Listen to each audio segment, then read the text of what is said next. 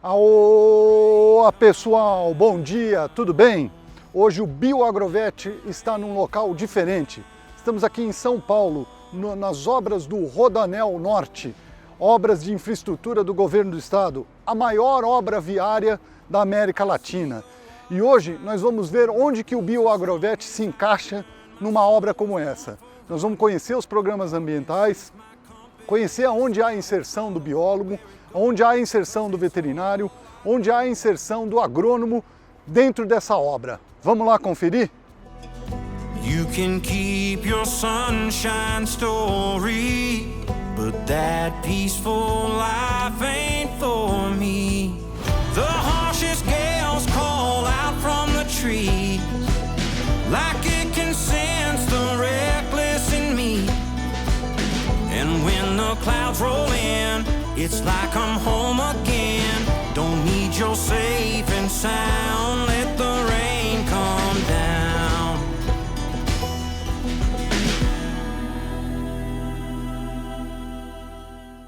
E agora, quem nós vamos encontrar aqui é o Daniel, biólogo responsável por algum desses programas ambientais. Oh, bom dia. Tudo bom, Daniel? Como vai? Olha, bem, graças a Deus. Bem-vindo de volta a casa, né? Oh, isso é muito bom, viu? Muito bom saber que estou aqui de volta, ver as coisas aqui que eu estou vendo, encontrar colegas, um co-colega, vamos falar assim. Né? Biólogo eu chamo de co-colega, vamos falar assim. Maravilha. Que você está aí cuidando dos programas ambientais, que você está aí tomando conta dessa parte bem ambiental que essa obra tem. Eu lembro, quando a gente conversava aqui, o Rodoanel é uma das maiores obras viárias da América Latina, não é? Sim, e atualmente aqui do estado, na verdade, ela é a primordial, né? Que vai trazer tanto benefício aí para a população em geral do Brasil, né? Não só aqui para o estado de São Paulo, mas pensando em fluxo de caminhão, ligação para o Porto de Santos, é uma obra extremamente importante. Pois é exatamente isso que eu quero ligar. A gente tem o programa o BioAgrovet, é um programa que gosta de mostrar as vertentes da biologia, da agronomia e da medicina veterinária. E as pessoas vão falar assim, poxa, mas uma obra, o que tem de serviço para biólogo, para agrônomo e para médico veterinário numa obra? E por que ela é importante dentro do contexto do agro? Se a gente pensar em Rodoanel, é uma obra importante, o escoamento de toda a nossa safra, de toda a nossa pecuária, vai acabar passando pelo Rodoanel, porque um dos nossos principais portos ainda é o Porto de Santos, não é verdade? É verdade, é verdade. E é isso que você comentou, né? Uma obra dessa, ela acaba trazendo muito emprego para muitas pessoas e o pessoal imaginar o que o biólogo está fazendo aqui, né? Dentro do Rodoanel a gente tem um programa que chama Plano Básico Ambiental, que é um dos mais robustos que eu já vi. É quase uma bíblia aí, nós estamos falando quase 500 páginas, que tem todas as diretrizes, todos os programas e subprogramas ambientais, não só ambiental, né? Eu vou puxar a sardinha para o nosso lado, né? Então, é um trabalho bem robusto, que tem todas essas diretrizes que acaba trazendo os biólogos, os agrônomos e também os veterinários para estar trabalhando aqui nessas diferentes formas, né? Em questão de resgate de fauna, de flora, a questão de taludamento, a questão de... Temos dos domésticos também envolvendo, né, os veterinários diretamente. Então é nesse sentido. Vamos conhecer a base agora aqui do Silvestre. Aqui nós já estamos na base. Estamos na base. Uma base de fauna, que uma a gente base chama. de fauna, isso. Legal. Que aí os animais que são encontrados, eles vêm para cá, passa por uma triagem. Se eles estiverem aptos para soltura imediata, a gente leva para o ponto de soltura ou leva para nossas instituições parceiras, que atualmente a gente tem o Cetras Pet. Sim, temos o Semacás, o antigo Craspet do Tietê. Sim.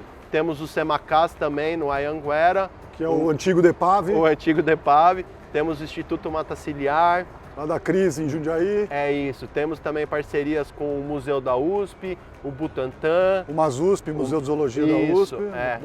Para recebimento dos animais, já para estudo científico, né? Animal já aqui encontrado em óbito, a gente acaba destinando para lá.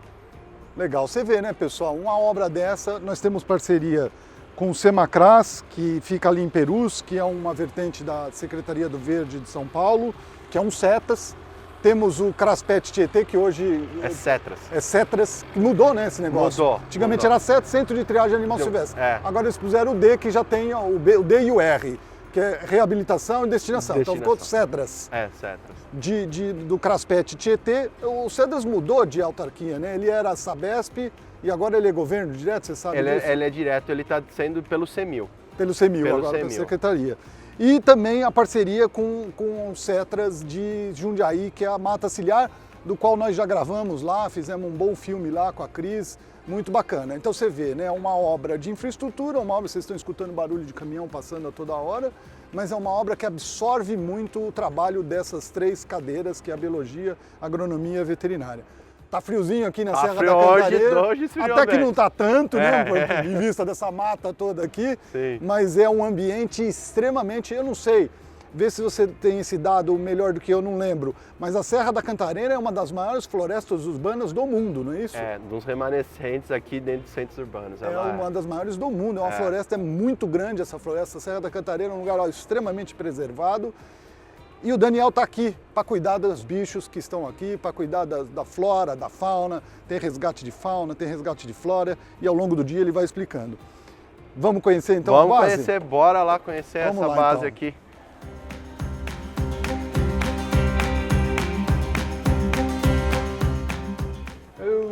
Aí, Plínio, bem-vindo de volta à base, tava de saudade, né? Coisa boa, viu? Que bacana, hein, rapaz? Pra cá que a gente traz, né, aquilo que comentei lá fora, os animais que a gente acaba encontrando nas frentes de serviço. Algum animal que não dá para fazer aquela avaliação mais fina no campo, a gente traz para cá, mantém ele em observação, faz um checklist, vê se está tudo ok com esse animal. Se ele tiver ok, a gente leva para o ponto de soltura, que fica aqui próximo. E animais que estão já com algum ferimento, algum machucado, a gente acaba levando para os nossos parceiros. Que é aqueles que você comentou.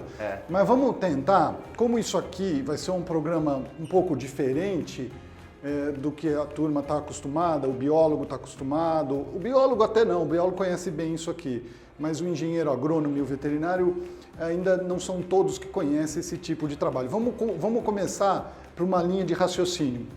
Você falou do Plano Básico Ambiental, que é o PBA, que é um calhamaço de coisas que dá o planejamento da obra. Esse PBA nasce do EIA, do Estudo de Impacto Ambiental? Nasce. Então, explica um pouco para a turma como é que começa isso. O governo do estado precisa fazer uma obra de infraestrutura que é o Rodoanel. O Rodoanel vai precisar atender todos os troncos rodoviários que chegam na capital São Paulo. Então, a região metropolitana vai precisar fazer um anel viário para receber a Anhanguera, Bandeirantes, Regis Bittencourt, Dutra, Ayrton Senna, Imigrantes, Anchieta, tudo que vem, tanto do leste, oeste, sul do país, para chegar em São Paulo. E para não entrar dentro de São Paulo, tem então o Rodoanel. Percebe-se a necessidade dessa obra e tem a necessidade de se fazer um estudo. É assim que começa, Daniel? É assim que começa. Que é o primeiro estudo, é o estudo de impacto ambiental. É isso, é o EIA, né? O famoso EIA, né? Isso. E aí com isso tem as consultas públicas também, né? As audiências. Tem as audiências, tem um trabalho bem pesado anterior disso. Tem a delimitação das áreas, tem a conversa diretamente com o parque, porque impactou muito, né, essa região do parque, então o traçado foi visto para não impactar mais, porque a ideia era passar por cima, né? Antes era passar não nessa região no sopé da serra, mas na parte mais alta. Só que com isso, com o estudo, foi vendo que a melhor forma, o melhor traçado seria na base, no sopé, onde seria o menor impacto, né? E aí com isso tem os diversos pesquisadores no EIA envolvido, né?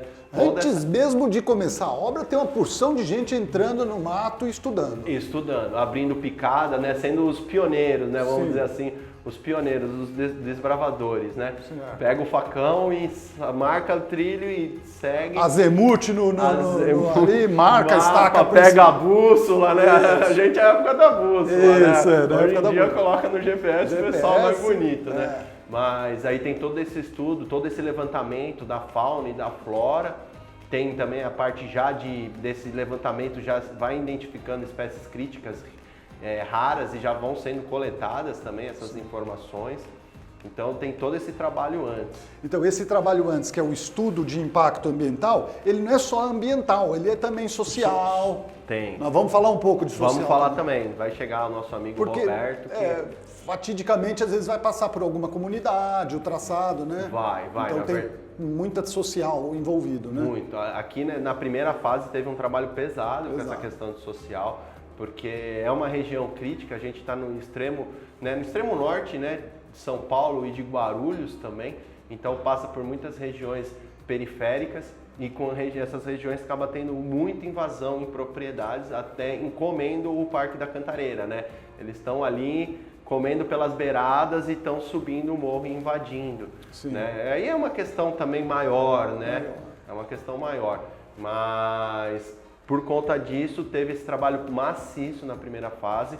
Atualmente, hoje, se eu não me engano, eu posso estar falando errado, mas tem em torno de 1.200 telhados dentro da obra, né, assim, em áreas invadidas, que vão ter todo um trabalho ainda pesado com essa questão social. Por conta da paralisação, o pessoal começou a utilizar o eixo da obra como uma área de lazer, porque todas as comunidades são carentes de área de lazer, e a obra, como ela ficou parada, abriu espaço, o pessoal começou a ocupar esse espaço.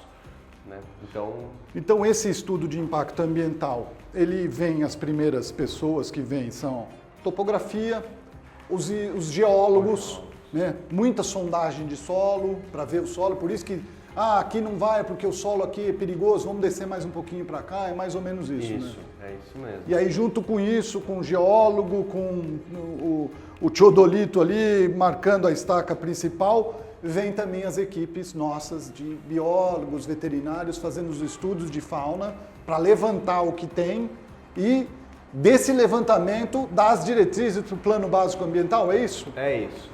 Certo. Aí, quando tem o plano básico ambiental, que a gente começa a enxergar isso aqui que nós estamos aqui. É isso. São solicitações que vêm dentro do plano. É isso, são as condicionantes ambientais. As condicionantes ambientais, esse famosas. Nome que eu queria que você falasse. É isso. Porque essas condicionantes, agora só para a turma entender, porque o licenciamento ambiental brasileiro é maravilhoso. A gente tem um licenciamento ambiental, aliás, as nossas leis ambientais são muito boas.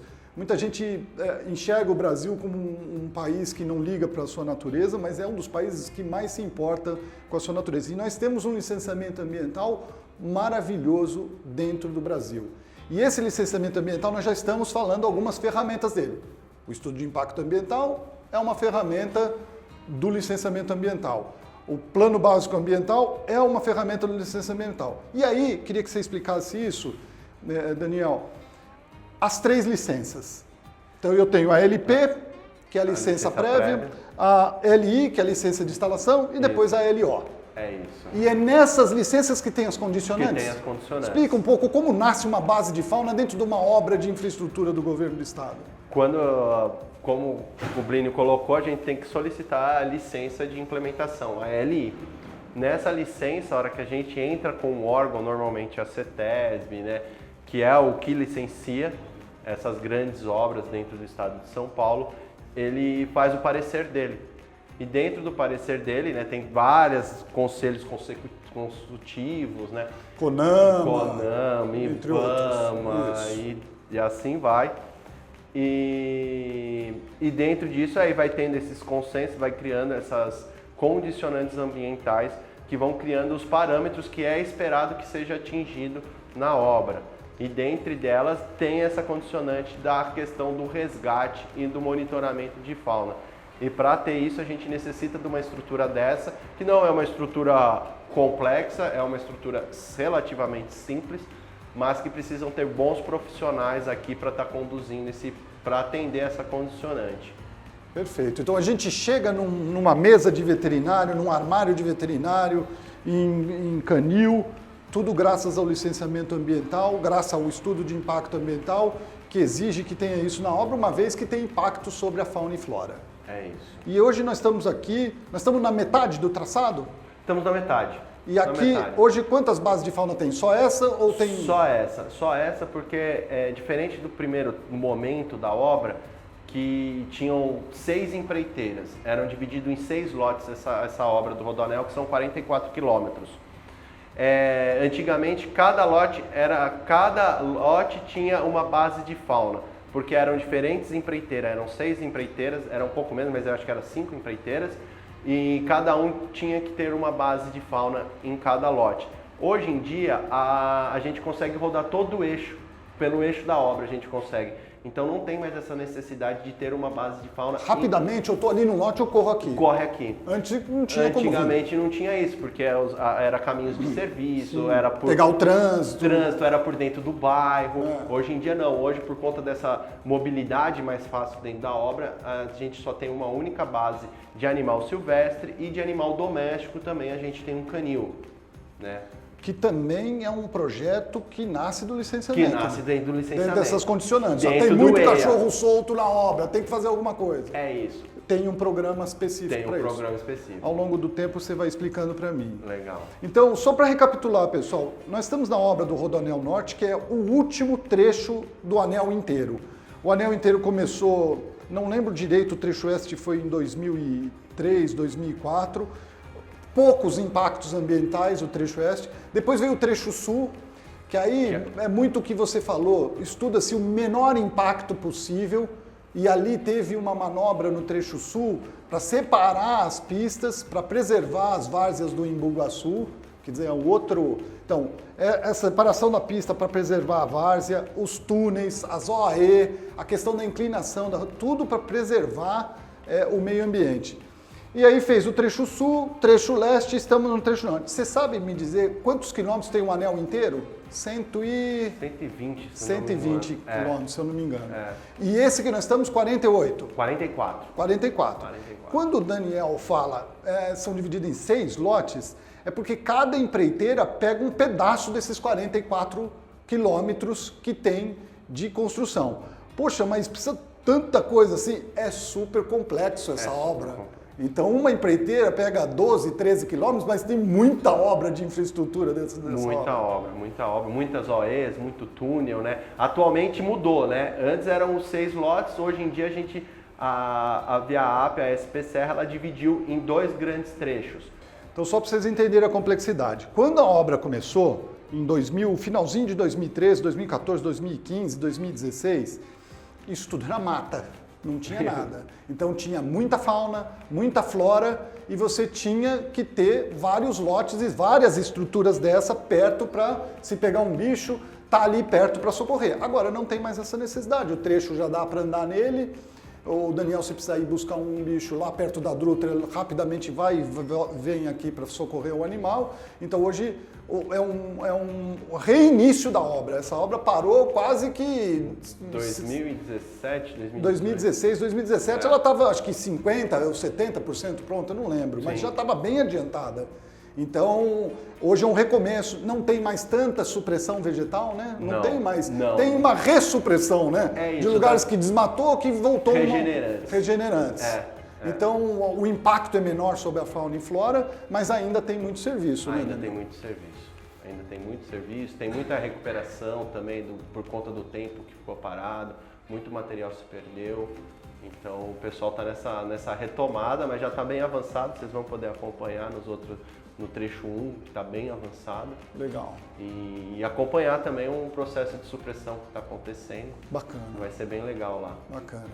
Então, pessoal, é isso. Acho que esse é o primeiro ponto da gente no nosso programa hoje, no nosso episódio hoje, é mostrar a importância dos programas ambientais dentro dessas obras de infraestrutura do governo do estado. Você está aqui numa obra gigantesca, poxa, mas o cara está falando com um biólogo, não vai falar com o engenheiro? Não, essa obra tem muito ambiental, o ambiental é muito importante, é lógico, a engenharia é o mais importante de todos, mas a gente tem que cuidar da fauna e da flora, que é o que o Daniel está fazendo muito bem feito aqui e que vai mostrar para a gente hoje. Aqui nessa base aqui, você tem atendido alguma coisa? Tem pego mais serpentes? O que você tem pego mais aqui? Atualmente, a maior taxa de encontro, de resgate aqui é com serpente. Serpente. Né? Aparece bastante saruê também, na época de nidificação, né, que é o gambá, né? Aparece bastante. E preguiça também está acontecendo algumas no trecho 1, que era o antigo lote 6, que ali tem uma matinha bacana com bastante embaúba, então lá tem bastante remanescente ainda de de preguiça. Mas basicamente são esses animais que a gente encontra com maior frequência. Certo. Né? Mas sempre passa pela obra um primato sauá, né? De vez em quando ele tá... tem sauá Tem aqui. sauá, ele transita Aparece ali, um pouco aí. aparece um pouco. Coati, tem bastante coati. Tem onça parda também aqui no Parque da Cantareira. Aqui dentro da obra ainda não avistamos nenhuma, mas ela está aqui na borda, né? Sim, sim. Ela reside por aqui. Ela transita Ela aqui. transita, né? Temos as jaguatiricas, os gato-murisco, Sim. né? Então a gente tem uma fauna bem rica e bem diversa aqui no Parque da Cantareira, que sofre muito também por conta desse adensamento urbano, dessa pressão, né? Que os grandes centros urbanos né? Vamos dizer assim, o Parque da Cantareira é uma barreira, né? É uma barreira. É uma barreira. Então... A mancha urbana mancha encosta urbana nele e quer encosta invadir, né? E quer invadir. Então tem bastante caça ilegal, né? E o que dificulta um pouco aí dessa preservação. Mas o pessoal da Fundação Florestal faz um bom trabalho. Faz um bom trabalho. A gente, quando iniciou aqui, abrindo essas matas, achamos muita armadilha. Muito. Muita. Você deve achar até hoje ainda, tem muita armadilha. Passarinho, então, passarinheiro, Passarinho, tem demais. Tem, capturando. Tem demais. Mas basicamente são esses animais, mas é aquilo, nesse momento a gente deu um enfoque maior para conseguir esses parceiros, porque a gente entende por conta de não ter tantas frentes de supressão, né, não vai ter tantos animais, vamos dizer, silvestres acidentados nesse momento. Então a gente focou em fazer boas parcerias, em construir essas parcerias de uma forma bem firme e coesa, para a gente sempre poder contar com eles. Então aqui é meio que uma base de apoio. É aquilo, o animal foi encontrado no lote 6, tem muita gente em volta, a gente traz logo esse animal para cá, dá um check-up nele. Se ele tiver com algum ferimento, a gente já leva diretamente para os nossos parceiros. Leva para eles, porque aí lá eles têm uma estrutura melhor, eles dão um atendimento, né, e faz já o trabalho de reabilitação e de soltura. Certo. Nós aqui faz essa avaliação, o animal está bem, a gente já leva direto para o nosso ponto de soltura para não ficar estressando o animal também. Porque na mesma hora, faz uma avaliação clínica tá tudo ok? Já solta, na mesma hora. Se tiver um ferimento leve, faz alguma coisa que tem que fazer, já deixa em recuperação deixa um pouquinho. Em observação. Não é ideia da base de fauna manter animais internados. Não. É a ideia de fazer o primeiro socorro. É o primeiro socorro, o primeiro atendimento. Se vamos dizer assim, a bucha for grande, encaminha. Faz o primeiro socorro, prepara ele e encaminha. Se for uma coisa simples, cuida e já solta. E se nem machucado tem, já solta imediatamente. Já solta imediatamente. Pega ele e só traz para o ponto de soltura, em vez de quando o local onde ele foi encontrado é um local que tem um fluxo muito grande, tem uma frente de obra pesada, a gente acaba pegando esse animal e trazendo para o ponto de soltura. Mais tranquilo, mais preservado. Que é mais preservado e que é dentro do Parque da Cantareira também. Certo, que já é uma área de proteção. Que é uma área de proteção que não vai ter nenhuma intervenção. Certo. Bom, legal. Então aqui, pessoal, a base de fauna, um consultório veterinário dentro de uma obra, com biólogos veterinários trabalhando em prol do meio ambiente e do salvamento das espécies que, porventura, são encontradas aqui na obra. Então ele tem todos os petrechos dele aqui, tem caixa de serpente, tem os remédios, tem os recintos, a mesa, alguns medicamentos, e ele sai a campo, vai acompanhar a supressão vegetal. Vamos lá na supressão? Vamos Podemos sair daqui e já ir para a gente dar esse link? Sim, lógico. Dali, vem para cá e a gente continua essa conversa? Inclusive o pessoal falei para eles segurarem um pouco lá. Então vamos lá, Daniel. Vamos lá, porque a gente acompanha o começo do negócio. O começo, isso. Vamos lá. Bora. Legal. Got some stories to tell. Seen parts of heaven and a whole lot of hell. Headed west to stake a claim in the ground. I got as far as Cripple Creek that night. I met a girl. Bom, então saímos, fizemos aqui. Esse é o Thiago. O Thiago é o engenheiro de segurança. Tivemos um briefing das questões de segurança. Uma obra gigantesca dessa. Hoje, mais ou menos em torno de 4.400 funcionários ativamente trabalhando aqui na obra. Então você deve ter um cuidado aí muito grande com essa turma. Você, entre aspas, é responsável pela saúde e pela segurança de cada um desses funcionários. O Thiago fez um briefing com nós estamos paramentados já para poder andar na obra aqui, devidamente paramentado com os EPIs, e o Daniel trouxe a gente numa frente de supressão vegetal. Rapidamente, Thiago, explica assim pra gente o quão é importante a gente andar sempre com o EPI numa obra dessa, a importância de estar sempre falando em segurança, a importância do DDS sempre antes de começar uma frente de obra, né, o DDS, Diálogo Diário de Serviço. Rapidamente, eu sei que você tem um outro compromisso, porque aí o Daniel estava acompanhando a frente de supressão, a gente vai entrar com ele aqui. Bom, Plínio, como você mesmo colocou, no final do dia, quem constrói a obra são os trabalhadores de frente, certo? E como nós trabalhamos numa obra de construção civil pesada, nós temos diversas atividades de risco, com risco inerente. A supressão vegetal é um exemplo delas, o tombamento, o direcionamento do tombamento do material vegetal, tanto pela segurança quanto pelo cumprimento das normas ambientais, onde nós temos um limite de supressão que devemos respeitar. Então, todo o direcionamento do corte das árvores é muito importante à preservação do meio. Em paralelo a isso, nós praticamos todas as normas, os itens de segurança, incluindo o diálogo diário de segurança, né, que é onde nós programamos todas as atividades e frisamos todos os riscos com os colaboradores. O EPI ele se mostra muito importante durante a realização de todas as atividades, por se tratar da última barreira entre o risco propriamente dito e a segurança do colaborador. Então nós temos diversas barreiras de segurança que são implementadas, o DDS é uma delas, o procedimento seguro e a normatização, a formalização da PR, que é a análise preliminar de risco da atividade, a PTR, que é a permissão de trabalho de risco. Então, visto todas essas barreiras implantadas, todas as normas de segurança sendo seguidas, nós ainda temos o EPI, que é a última barreira contra o risco propriamente dito e o colaborador, que impede que nós venhamos a ter um acidente ou um dano à nossa saúde física. O objetivo de todos aqui é construir com segurança e respeito à vida e segurança de todos, né? Lembrando que o principal valor da nossa organização, da Via Ápia, é a segurança e o respeito à vida em todas as suas formas em nosso ecossistema. Perfeito. Tá? Por isso que nós temos que ter toda essa indumentária e cada setor que tem um risco tem, por exemplo, quem está nas frentes de supressão, perneira. Quem está numa OAE são outros EPIs, tem as luvas de soldador, cada um tem um EPI para a função que destina, né? Exato, Plínio. Conforme é identificado dentro dos programas de segurança, que são o PGR, né, o Programa de Gerenciamento de Riscos, e o PCMSO, que é o Programa de Controle Médico de Saúde Ocupacional, de acordo com o CBO, que é o cadastro das atividades desenvolvidas pelos colaboradores, de acordo com cada CBO, elencado os EPIs e os treinamentos que cada colaborador vai passar.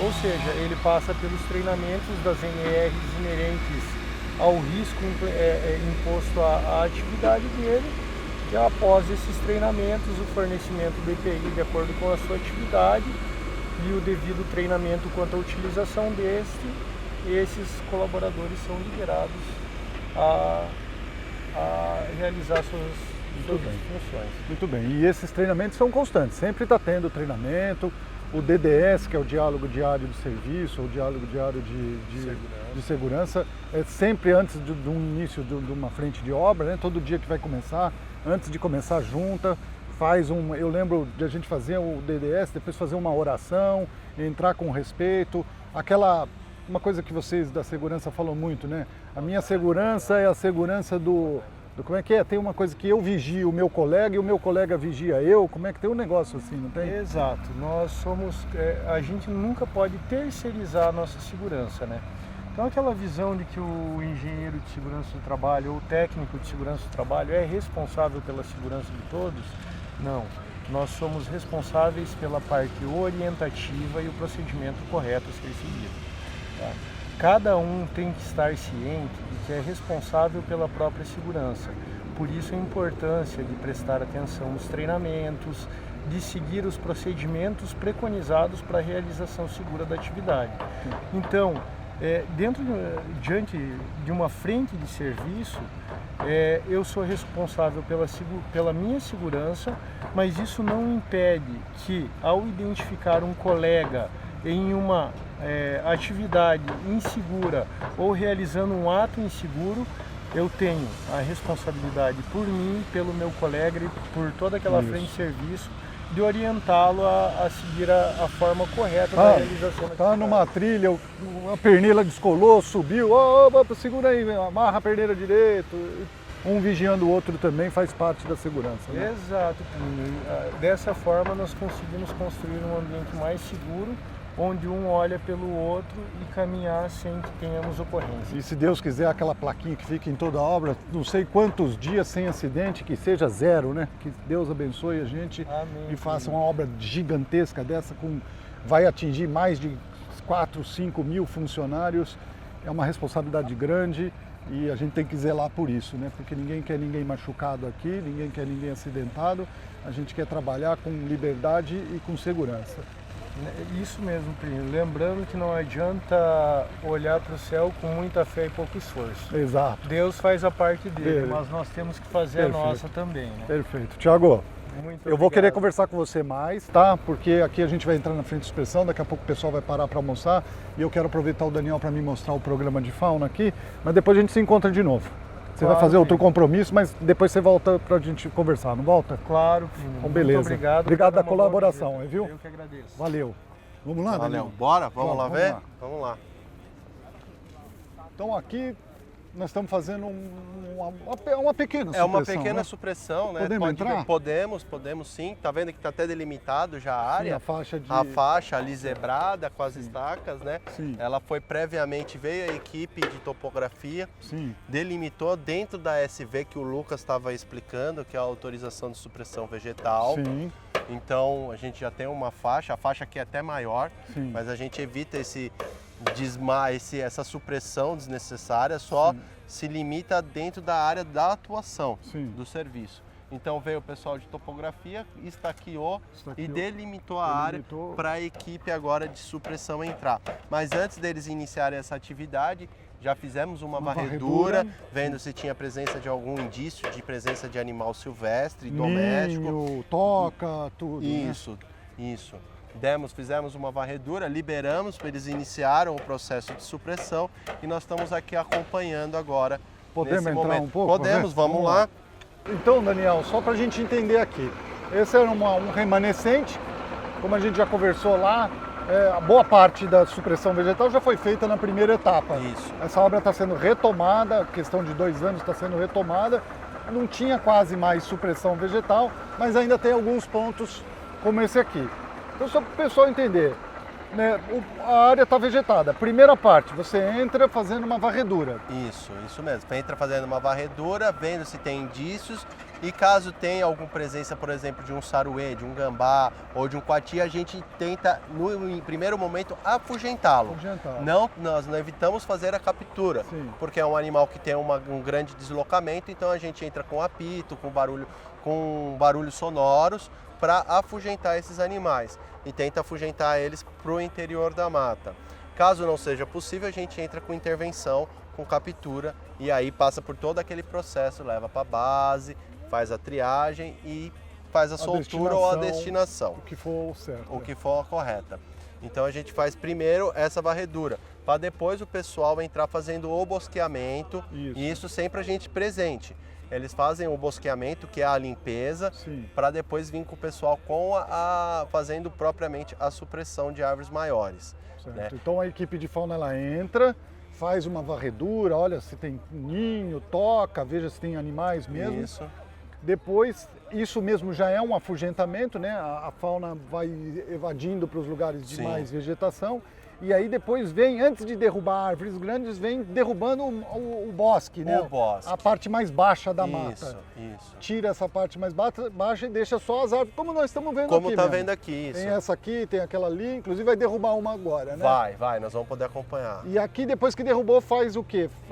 Corta em pedaços, empilha. Isso. E depois que recolhe. E depois desse processo, né, tá vendo? Tem galhos maiores, eles vão fazer esses troncos maiores, vão picar em 1 metro, vão fazer do enleiramento e essa madeira vai ser destinada para as áreas de nucleação, que aí já entra no processo da restauração ecológica que a gente está desenvolvendo aqui dentro da faixa de domínio. Então é um método de restauração que é esse processo chamado de nucleação. Que faz parte da compensação que ambiental. já faz parte da compensação ambiental. Que bacana, que Isso. bacana. Depois... Podemos dar uma adentrada Podemos, ali até ali? vamos até a Ali a delimitação. faixa, depois a gente sai ali e eles acham que estão esperando nós para derrubar aquela ali, para né? derrubar aquela ali a gente vamos acompanha. ver só o limite Vamos, e aí a vamos gente vai sim. lá. Ô Daniel, antes de ir para lá, explica um pouco. Para você manter sua equipe aqui, normalmente tem veterinários e biólogos, fica aqui acompanhando full time o pessoal da supressão. Isso. O pessoal da supressão basicamente está junto com o pessoal da fauna. Isso mesmo. E aí você deixa, eu sei que você às vezes tem que ir numa frente, numa outra, você deixa aqui, normalmente fica biólogos e veterinários, e você deixa os equipamentos. Essa aqui, esse aí é um pinção, para né, que auxilia répteis. bem pegar, principalmente espécies peçonhentas, que o pessoal, às vezes, quando tem um pouco de receio de manusear, né? E é uma ótima ferramenta para quem sabe operá-la, né? Como todas, né? A gente também tem a caixa, quando faz o encontro de algum animal peçonhento ou qualquer serpente, a gente acaba adicionando, colocando o animal aí dentro para ter a segurança para levá-lo. Fica aqui esses petrechos. Fica tem aqui. O biólogo, veterinário, pegou, já põe aqui. Isso. E já vem você para dar a destinação. Para dar a destinação, Certo. é isso mesmo. Aqui temos o gancho, né, que é uma ótima ferramenta também, diferente daquela que você pinça e você teoricamente não precisa ter nenhum contato. Aqui sempre é bom você sempre dar aquela manuseada, pegar a ponta da cauda do animal para ir manusear e acomodá-lo dentro do recinto. Muitas vezes eu tenho que pegar, às vezes, com as duas. Com as né? duas, dependendo do tamanho do animal. Deixa eu ver se eu sei simular aqui. Eu venho aqui, pego ela aqui. Pega aí, pega a e ponta aqui, da com a coisa cauda. Aqui, eu venho aqui É e isso. vou trabalhando aqui. Trabalhando com o animal. E aí coloca na caixa, né? É isso isso para mesmo. serpentes, principalmente. Isso para né? serpente. E aí tem outros métodos também para outros animais, tem as luvas, as baquetas, para fazer a contenção. Se tem um gambá correndo ali, você já tem a luva isso. certa. Tem o pra- pulsar, o né? pulsar, Tem a tá. rede para fazer esse tipo de captura também. Vamos lá? ver a Vamos divisa ali? lá ver, vamos lá Ali ver. a faixa que está separada para... Isso, que está delimitada para atividade de supressão, né? Isso aqui, por exemplo, já fez todo o subbosque, né? Esse tirou já tudo fez subbosque, já começou a fazer uma derrubada de alguns exemplares árvore. maiores. Certo, Já estamos num estágio um pouquinho mais avançado aqui. certo. Aí depois disso, vai tirar as árvores, vão derrubar essas árvores, Isso. pica como você explicou, depois que faz a limpeza, depois que vem, de propriamente dita, a construção civil, A mexer na terra e Isso, tudo mais. que aí entra o maquinário pesado, entra trator, terraplanagem, é nesse momento posterior. Primeiro vai ter que remover, deixar limpo, destinar todo esse material para depois o maquinário entrar. Então, basicamente, os primeiros a entrarem são os veterinários biólogos. É isso. Né? Primeiro os geólogos, os engenheiros ambientais para ver a questão da demarcação, a topografia e depois a gente. A gente, é isso E mesmo. aí depois que vem a obra. Depois que vem a obra. As pessoas às vezes pensam assim, poxa, eu defendo o meio ambiente. Então, uma pessoa que mora numa casa, um dia foi assim. Foi. A casa da pessoa um dia foi assim. Foi. Né? Tudo, Foi. no fim das contas, vem do recurso natural. Né? Tudo vem do recurso. Essa é a palavra-chave. E as pessoas esquecem que toda essa roupa, todo esse equipamento, tudo veio da natureza e transformado pelo homem. Transformado pelo homem. É. Então a pessoa às vezes levanta cedo, na casa dela, faz um café, pega um transporte público, tudo isso veio da natureza. Tudo isso veio da natureza. E é engraçado, quer dizer, numa obra como essa aqui, o sujeito pega o carro dele, nessa obra ou na outra obra, uma obra grandiosa dos contornos lá de São Sebastião Caraguá, Sim. a pessoa vai para a praia num conforto de uma rodovia classe 0 maravilhosa, nem imagina que isso aqui foi feito, que Não. o trabalho, o cuidado, o esmero que teve, os bichos que já pegou, Sim. que salvou, né? O trabalho que vocês fazem, né? Sim, sim. A pessoa passa tranquilamente na estrada, nem imagina. Não tem a dimensão, né? A gente veio aqui agora, até chegar nessa frente de expressão, a quantidade de obra, de gente trabalhando, né? Em diferentes tipos de serviço, Diferentes tipos de pessoas no alto, pessoas no baixo, pessoa em plataforma, em tudo que é forma. E né? começa aqui, né? E começa aqui desse jeito. E é legal do licenciamento ambiental, que é o maravilhoso, é que a gente respeita cada bicho que está aqui. Pô, é um cenário feio de ver, desmatou, tal, não. Mas isso aqui, além de ser uma obra de infraestrutura ambiental, ninguém chegou aqui rebentando com correntão, rebentando. Não.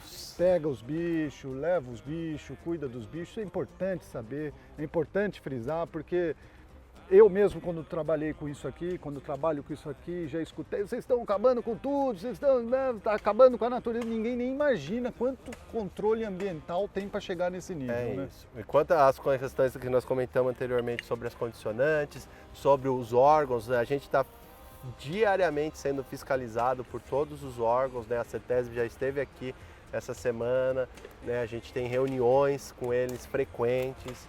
Então a gente está toda hora sendo monitorado para realmente não fugir do que é preconizado dentro do licenciamento. É um respeito, né? É um respeito. É um respeito pela natureza. Assim, não, mas eu não quero que faça. Então não vai ter estrada, não vai ter ferrovia, não vai ter nada, nós vamos morar nas cavernas. Sim. O homem está expandindo, a mancha urbana está expandindo. Sim. Mas tem respeito. Tem respeito. E aqui tem rigor, né? É rigor. Teve um processo de supressão maior na primeira fase, agora ela é bem reduzida, mas também tem a compensação, tem o outro lado, né? A gente vai compensar todo o dano que fez e muito mais, né? Eu lembro que a proporção do Rodanel, acho que Sul, se eu não me engano, para cada árvore era 5 plantadas. Então há uma compensação maior do que o dano. Sim, uma compensação do Rodanel hoje está coisa de 1.000 hectares. 1.000 hectares? 1.000 hectares. E ele todo, você tem noção de quanto foi suprimido? Eu não me recordo Mas agora. É bem menos do que bem isso. menos do que muito 1.000. menos do sim, que isso. Sim. Sim, e engraçado que essa compensação ambiental, o que você tira daqui, pessoal, o que você derruba daqui, você planta numa área muitas vezes degenerada, vai regenerar uma área, né? Vai fazer toda essa... Uma restauração. Né? Uma restauração, e a restauração ecológica, né? Porque antes o pessoal só tinha pegado, não, só vou compensar plantando árvore e acabou. Não, mas tem, né, isso aqui é muito dinâmico, a floresta ela é complexa, é uma complexidade que o homem ainda não consegue entender a dimensão de tudo isso. Nós estamos falando de fungo, né, que tem uma parte extremamente importante. Da base do subsolo até para fora. Até isso que a gente consegue enxergar. Né? Então é muito complexo. E é legal, né? Esse trabalho eu acho fantástico. Esse trabalho de estar no campo, com um olhar na fauna, um olhar na botânica. Quantas e quantas espécies de plantas foram resgatadas daqui, deixadas em viveiro de espera e depois realocadas para áreas de restauração ou até mesmo para áreas dentro da mata. Por exemplo, aqui nós estamos vendo a faixa, né, a faixa zebrada, né, a fita zebrada, que delimita a área de intervenção. Isso. Mas muitas vezes plantas e animais que vocês tiram daqui já põem logo em seguida, já né? põe para lá, isso, porque ali não vai ter intervenção e é uma área que não vamos mexer, ela está protegida. Quer dizer que tanto o bicho quanto a planta não vai sentir uma diferença tão grande quando ela é relocada perto, assim, né? Não. Ela vai estar no mesmo microhabitat dela, vamos falar assim? Sim. Interessante. Essa é a ideia. Legal. E eles vão derrubar uma árvore? Vamos acompanhar? Vai dar a derrubada, vamos dar uma acompanhada. Acho que dá para ir por aqui, não dá? Dá, vamos sim. Fala aí, Iago. Boa tarde. Beleza? Bom dia, Prazer. Tudo bem? Tudo bem. Tudo bom. Iago é um operador de motosserra, dos camaradas que a gente mais trabalha junto quando faz resgate de fauna. É nossa equipe, biólogos e veterinários, com a equipe de supressão vegetal. Então ele, para fazer esse serviço, está acostumado, ele tem várias técnicas que ele vai explicar aqui. Primeiro de tudo, a indumentária, os EPIs dele. Essa calça tem uma tela, né? Isso. De metal aqui. Metal que trava a corrente da máquina. Caso dê um isso, soco, caso ela ela dá um coice, ela trava. Ela segura nos arames, né? As perneiras, luva, Isso. capacete, tudo Essencial. proteção. E a hora que você chega numa essa aqui é um eucalipto, né? Uma eucalipto. árvore exótica, não é uma árvore nativa, mas normalmente ele faz esse desenho. Explica para nós, Iago. Então aqui geralmente é a boca pra gente ver para onde queremos a queda da árvore, entendeu? Sim. Pra gente direcionar ela, para não cair nem tanto para lá e nem tanto para dentro da mata. Nossa segurança mesmo para cada dela ser o que a gente espera. Sim, então quando entendeu? você chega para derrubar, você fala A gente onde verifica, quer que deitar ela, Isso. você já... Ver como é que ela tá, para onde ela tá caída, geralmente, para onde pode ser a queda dela mesmo, que ela já é natureza mesmo, que ela tá aqui para trás, para facilitar nosso serviço. Sim.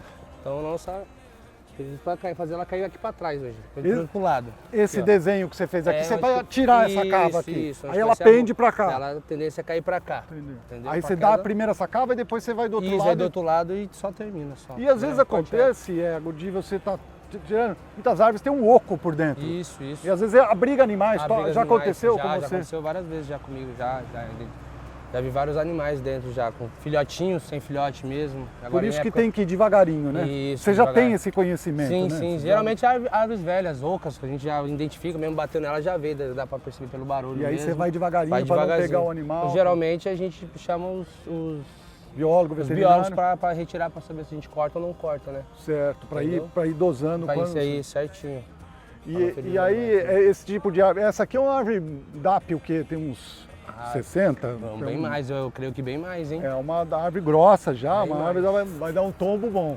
Mas quando você vai chegar nelas, você sempre dá uma limpeza Isso, em em volta. A né? gente limpa em volta, ao redor, que tem em volta ao redor.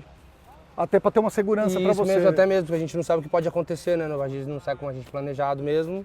Tem um espaço de limite para a gente ter a nossa segurança. Legal. E aí nessa supressão, nesse desmatamento, nessa supressão vegetal, é árvore por árvore, né? Árvore por árvore. Normalmente vocês trabalham em 2, 3, vai uma pontualmente, Isso, né? pontualmente. Aí já derruba, picota ela. Já derruba a picota, dependendo, a gente já finaliza o serviço rapidinho. Não existe trator derrubando. Não, é não, sempre não, é motosserra. sempre nós, sempre motosserra, sempre na motosserra. Você vê, pessoal, isso aí dá tempo Sempre de o na animal motosserra. se afugentar, né? Isso, Não é aquela isso. coisa agressiva. Não, que o aquela trator- agressiva que já arranca, vai se arrancando logo a raiz, não dá tempo de fazer nada. Nada, se tiver um bicho ali, já era. Já era, era uma vez. E você está nesse ofício há muito tempo? Já tô um ano. Tô um ano. Sempre, graças a Deus, sem Amém. acidente. Sem acidente, graças a Deus, nenhum acidente ocorrido. Só alguns sustos, mas acidente nenhum, graças a Deus. Legal. Então Deus abençoe o seu Também, amém, trabalho muito aí, obrigado. bom trabalho. A nós todos. Obrigado aí da Obrigadão, atenção, viu? obrigadão, viu, gente?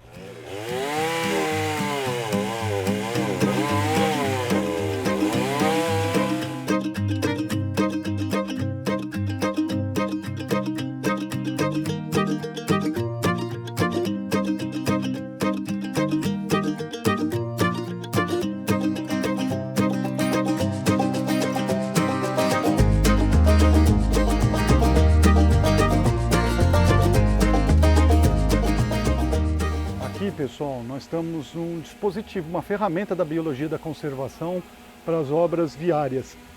Não só viárias, né? Toda obra que tem perigo de atropelamento, isso aqui é uma passagem de fauna, né? Então, explica para nós o que é a serventia de uma passagem de fauna, Daniel.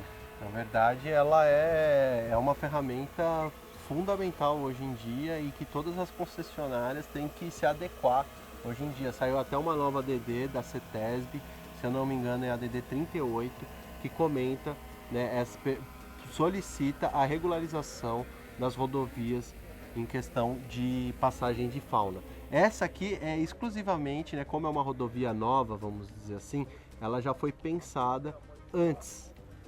O que acontece hoje em dia são muitas estruturas pré-existentes, que são estruturas de drenagem, que as rodovias estão adaptando. para funcionar como uma passagem de fauna. Por exemplo, as drenagens, como eu disse, ou as obras de arte especiais, que são os viadutos. Tem muitas obras de arte que servem como uma passagem. Por exemplo, que passa sobre o rio Tietê, né? São áreas que são propícias para A própria Imigrantes é um exemplo disso. A própria Imigrantes é um exemplo. Ela é toda disso. elevada Ela é e o toda trânsito elevada. da fauna fica por baixo. Fica por baixo, né? Essa aqui já é clássica, ela foi pensada e foi construída para funcionar isso. como uma passagem de fauna. Ela atualmente ela não está funcional, porque para ela se tornar funcional tem que ter um cercamento Aqui nas lá nas laterais. laterais para direcionar os animais a virem passar por aqui. E isso é uma ferramenta extremamente útil hoje em dia por conta da incidência de atropelamento de animais silvestres e domésticos na rodovia, Sim. né? Então isso é uma ferramenta extremamente importante. E eu tô vendo que ela é longa, e quando ela é longa, ela tem que ter uma clarabóia no meio para Isso. iluminar, senão não encoraja o Senão animal. não encoraja e também auxilia a presença de morcego, né? Sim. Quanto mais escuro, mais morcego vai ter dentro. Acaba virando um criatório de acaba morcego. virando um criatório. E Então, ela tem essa passagem seca isso. e a úmida, né? E a úmida. Esse degrau é se o animal quer ir pelo seco, e aqui se está um dia chuvoso, que corre uma água aqui Corre por meio. uma água também. Mas normalmente, então, isso aqui é para ligar um fragmento ao outro, que Ao- foi seccionado pela rodovia. Isso. E já é um negócio estudado, porque sabe que os animais mais ou menos passam por ali, né? Pelos Isso. estudos, né? Sim, E aí faz um direcionamento com alambrado. isso Às mesmo. vezes vai um direcionamento, 1 quilômetro de alambrado, mais ou menos. Pela SADD, se eu não me engano, são 100 metros para cada lado. Ah, menos. Mas quanto mais, melhor, Sim, né? E ao rodoanel, ele vai ser praticamente fechado inteiro. Então isso vai auxiliar demais a diminuir o número O de bicho vem, atropelamento. bate na tela, vai andando por ela, de repente encontra essa abertura. Essa abertura. Aí ele precisa ver se já sente cheiro de outros animais para ele criar coragem e passar ou não, ou simplesmente ele retorna para a mata. Aqui é o aeroporto, né? Tem um aeroporto aqui Sempre do tem lado. os aviões. As aeronaves Interessante, hein? E aqui liga de um fragmento e passando outro. ao outro. E tem uma curva de aprendizado dos animais a utilizar a passagem, né? Então eles vão aprendendo ao longo do tempo, Vão deixando o cheiro, os outros vão se encorajando. vão se encorajando, vão utilizando e isso vai passando por gerações, né? Que interessante. O bando daquele animal vai aprendendo pelos líderes, os outros vão seguindo e isso vai passando, Vai passando. pela prole dele pro resto da vida. É isso. Você vê, é uma ferramenta importante. A passagem de fauna é uma coisa que a gente gosta muito. Tem terrestre. E tem a aérea Tem também. a aérea e nós também. vamos também ter a aérea aqui, não no eixo da obra por conta da largura. Sim. Nenhum animal, né, escalador ou semi-escalador, ele tem coragem de fazer uma travessia tão longa, né? Sem Porque nada por perto, sem né? nada Só por perto, uma só a escada. trilhinha por É. cima. Então as passagens vão ser instaladas na estrada da Santa Inês Sim, e em Perus também vão ter instalado passagens. que são perto daqui da obra, Estão né? perto da obra e liga o Parque da Cantareira, né? Sim. Porque o Parque da Cantareira, apesar de ser esse fragmento gigantesco, imenso, tem rodovias, estradas antigas que passam Sim. e que servem para as populações ainda. E são estradas estreitas e que muitos dos primatas e dos animais arborícolas eles utilizam ali. Então vai ter essa passagem para evitar esse atropelamento nessa região, Que é um problema sério, né? que é um problema sério. Muitos, milhões de animais são atropelados todo ano, É né? muito sério, é muito sério. Muito legal, viu? Muito bom. Bacana.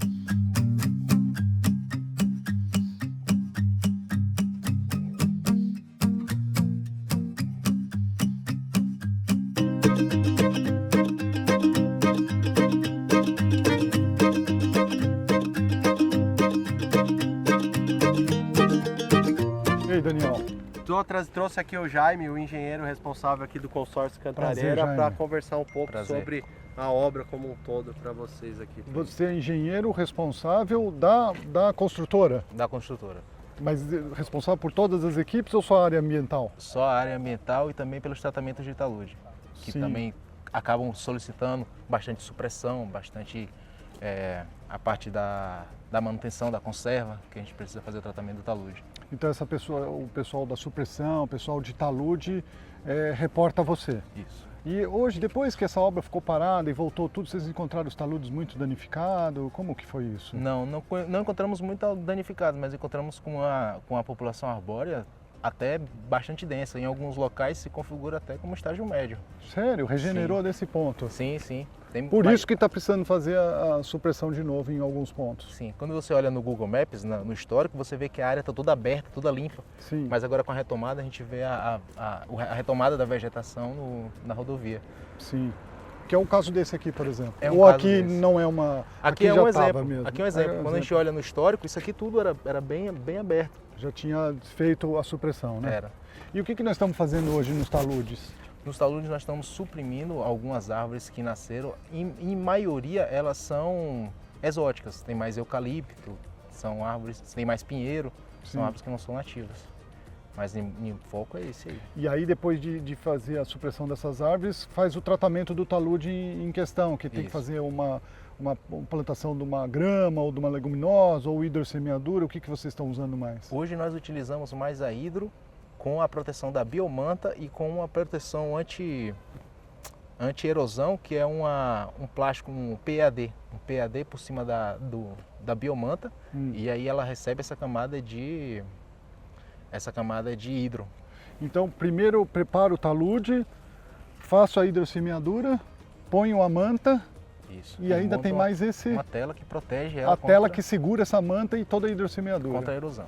Sim, é importantíssimo, né? Porque os taludes são o que vão segurar toda toda a água que vem em direção à rodovia, né? Sim, sim. A gente faz a retirada das árvores que existem, a gente destoca ela e deixa tudo bem tranquilo para fazer a rodovia mais segura possível. Legal. E agora estamos meio na hora do almoço, o pessoal, os operadores, o pessoal do trabalho já deu uma paradinha, mas depois está tendo essa função acontecendo agora, hidrossemeadura, mexendo nos taludes para a gente mostrar? Agora não. Agora na hora do almoço não ou mais tarde tem? Essa semana não está tendo. Porque eu passei ali agora, vi eles jateando. Ali é outro ponto, ali é uma revitalização que está acontecendo nos pontos que estão em bom estado. Onde está em bom estado a gente está revitalizando. E com hidrossemeadura? Com hidrossemeadura. Ah, legal. Depois eu acho que eu vou querer filmar isso aí, é interessante, pessoal. Lá, sim. O que está usando hoje nesse hidrogel? Eu não sei de fato te falar qual é o mix que está sendo utilizado, mas é um mix que foi aprovado pelo meio ambiente, pela APA. Normalmente é um gel com um líquido, uma gramínea, uma leguminosa e o adubo. Isso. Aí faz um mix que ela nasce e outra serve de substrato para outra, Sim. que aí forma uma camada de proteção. Rápida, né? Para já ir rápido, né? Sim, proteção rápida. E aqui nessa questão é mais o apoio do pessoal do meio ambiente. Você pode ver que está a fita zebrada delimitando o local do limite da SV para não ocorrer nenhum equívoco. O pessoal vem, suprime o que está liberado, o que vai estar no eixo da obra, né? Que aqui vai ter um alargamento da via. E aqui a gente tem todo o acompanhamento do pessoal fazendo a retirada o afugentamento, né? Sim. Da população que possa existir. Sim. Já conversei com o Daniel, a gente entrou, ele já mostrou a parte de resgate de fauna, tudo. O resgate de flora já não está havendo mais, porque já houve esse resgate, né? Não está tendo mais agora, porque já quase não tem mais tanto resgate para a flora, né? Mas o de fauna ainda, toda vez que tem a supressão, as equipes acompanham, né? Isso aí. Legal, Jaime. Vamos pegar um feijão e depois a gente continua vendo aí. Vamos sim. Muito Prazer. obrigado, viu? Tamo junto. Valeu.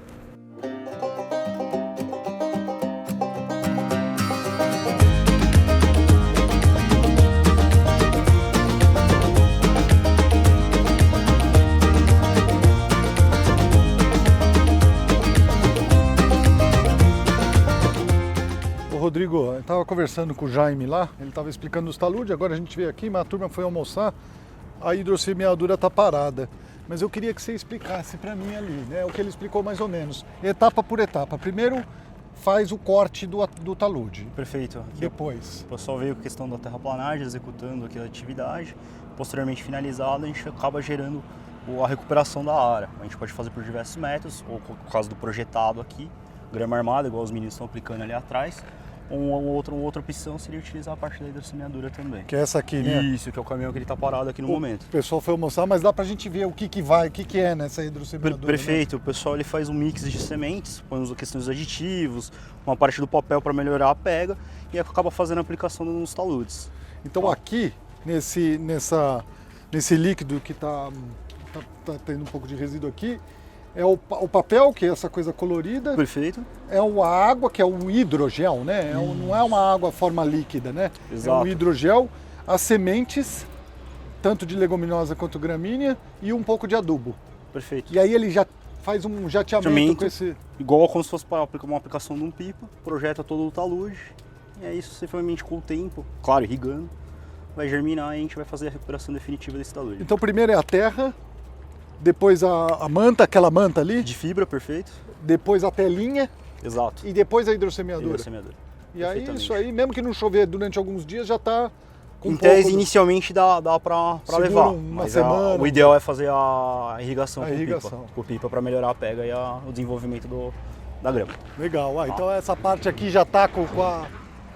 Essa parte ainda falta só a hidrossemeadura. Perfeito. Já está com a... Definitivo. A fibra aplicada, com a telinha, tudo bonitinho ali. É só vir com a hidro, o pessoal já finaliza a recuperação dessa parte do talude. E esse talude, e essa parte de baixo está com jateamento de pedrisco e cimento, por quê? Aqui não vai grama. Não vai, né? Aqui é definitivo. Definitivo, assim. Exato. No caso, questão de estabilidade, foi por projeto optado por essa maneira. E entre um talude e outro tem uma canaleta que escoa a água do... Perfeito. Drenagem definitiva jogando para o curso da água, melhoramento do escoamento superficial. Fora as escadas hidráulicas. Exato. Então tudo isso para proteger a pista, para proteger a rodovia. Exatamente. E para ter também uma vegetação aqui. Até porque depois de um tempo, isso aqui bem vegetado, também é habitat de muita fauna, muito pássaro, muita ave faz nidificação aqui. A gente vê essas rodovias que já estão prontas há anos, você pega a Bandeirantes, tudo, você vê os taludes já viraram floresta de novo, né? Exato, exato. E a atividade de conservação também, o pessoal até por operação não faz tanto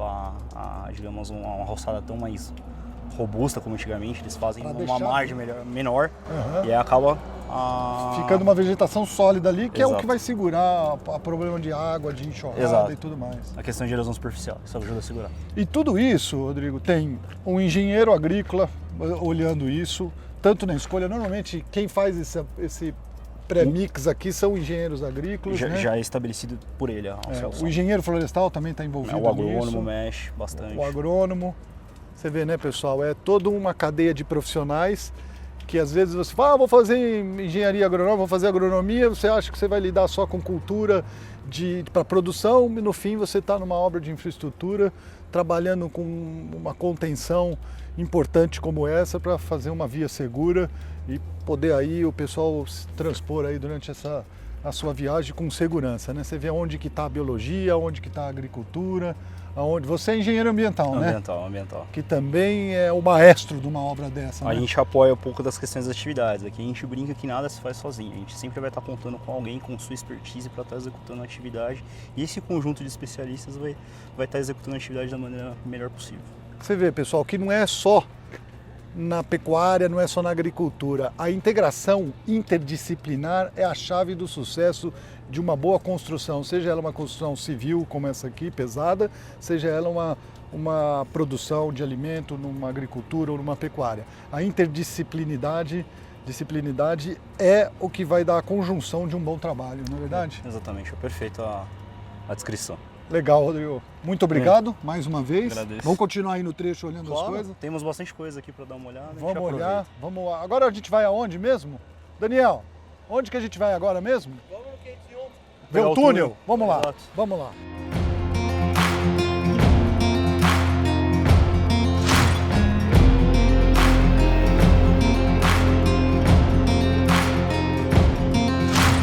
Poor boy from the backwoods, thought I never would. Pessoal, uma obra dessa envergadura que passa em ambientes vegetais, em ambientes, o Trecho Sul, por exemplo, passou em ambiente com várzea, é uma obra muito complexa. Ela pega o anel viário inteirinho da região metropolitana de São Paulo. E é lógico, tem uma parte social muito importante, comunidades que às vezes tem que fazer desapropriação e tem que ter toda essa interlocução com a comunidade. Eu estou aqui com o Roberto, um grande amigo que eu conheço há longa data e que faz esse trabalho social com esse pessoal com uma maestria muito grande. Roberto, Joe, vou chamar você de Joe porque você é mais conhecido de Joe. Fala um pouco como é essa questão do trâmite social das comunidades. Então, o que a gente vem fazendo o tempo todo aqui tá falando em relação ao impacto, a questão social, né?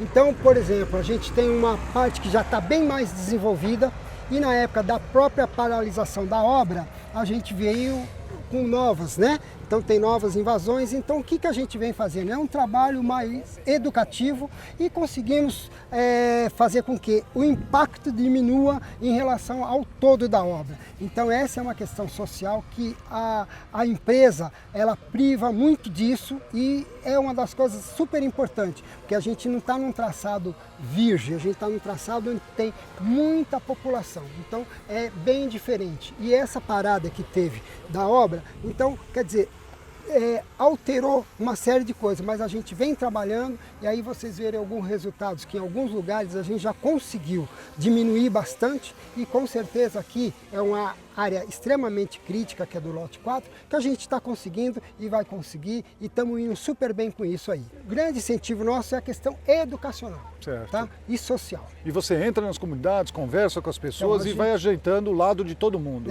A gente tenta fazer sempre o meio de campo, Sim. tanto pensando na questão social, que é e na questão populacional. Sim. E para não ter essas ocorrências de perigo, acidentes e tudo mais. Entendi. Então, isso é o que a gente está fazendo e já desde o início dessa obra, do retorno dessa obra.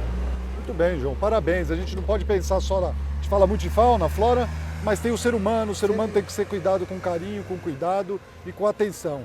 E esse trabalho eu conheço você há muitos anos, você desempenha com maestria, tá de parabéns por isso.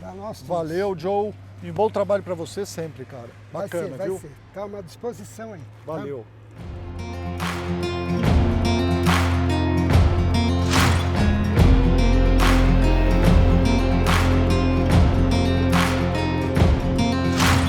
Poor boy from the backwoods, thought I never would find my way.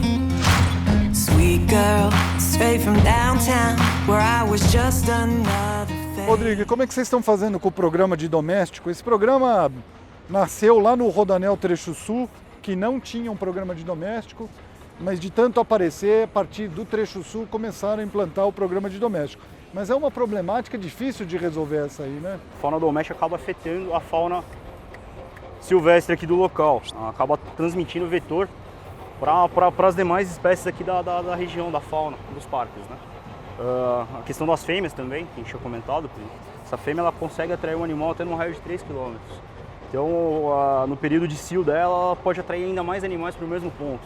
E se as campanhas de castração não forem feitas de maneira efetiva, essa problemática acaba aumentando justamente nessas regiões mais sensíveis. Então o que vocês conseguem pegar, castra? Exatamente. Esse já é um macho, é castrado, será? Esse ainda não. A gente Não. está dando preferência nas questões da castração das Das fêmeas fêmeas, primeiro. né? Sim. Posteriormente a gente vai vir castrar os machos. A ideia é castrar o máximo possível que a gente conseguir aqui da obra. Tá? Você vê, né, gente, a gente tem esse problema dos cães errantes em todos os lugares. E um detalhe, assim, eles fazem muita conscientização ambiental com os funcionários para não alimentar, para não cuidar. Olha lá, tem mais 2 aqui, 2 ali, esse aqui. Mas o apelo, né, as pessoas têm compaixão. Acabam tratando escondido, acabam pondo o resto de marmita. E esses cães não saem daqui, vão cada vez mais aumentando, por mais trabalho enfático que a turma do meio ambiente faz. Eles estão presentes, tem 2 ali, tem mais 2 ali, tem esse aqui, e por onde você andar você vai ver. Mas, pelo menos, está sendo feito alguma coisa. Tem relatório disso, enviado para a CETESB. Perfeitamente, reportado em trimestrais, semestrais. Um outro ponto importante a levantar para o pessoal, logo a gente vai operar essa rodovia. Os animais eles vão permanecer aqui. Exato. Eu corro o risco de atropelamento com eles futuramente durante a operação. Exato. Então a ideia já é coibir esse tipo de comportamento e evitar que esse problema aconteça. Aqui, por enquanto, a gente tem em obra uma velocidade mais reduzida, mas com a operação a gente vai ter uma velocidade mais elevada. A hora que tiver aberto pro cidadão comum, aqui 80 por hora, 100 por hora, Perfeito. Esses cachorros já estão sempre aí. Quer ver, câmera? Dá um close ali, só para pegar essa turminha lá. E isso aí acaba sendo um perigo depois de acidente. E além disso, não é só os cães, né? Gado às vezes entra, Sim, cavalo às vezes entra. Perfeito. Por mais que a gente vai ter, tem as campanhas enfatizadas durante os treinamentos, DDS e tudo mais, a gente vai ter um fechamento de fauna também para evitar esse tipo de animais na rodovia. Só que você já tem que partir desde a implantação do empreendimento, desde a fase de obra para estar atendendo a essas medidas. Rodrigo, esse é um problema sério. Aqui ele fica acentuado, mas é um problema sério que tem em qualquer lugar, qualquer cidade, muito cão errante. E é um problema que está sendo difícil de resolver. Aqui na região é um consenso, é um problema de saúde pública, basicamente. Sim. Que basicamente enxugar gelo. E isso deve ser feito ano a ano, campanha a campanha, para justamente reduzir. Pelo que a gente tem observado, parte do Covid, as campanhas foram reduzidas, praticamente ou zeradas em alguns municípios e regiões.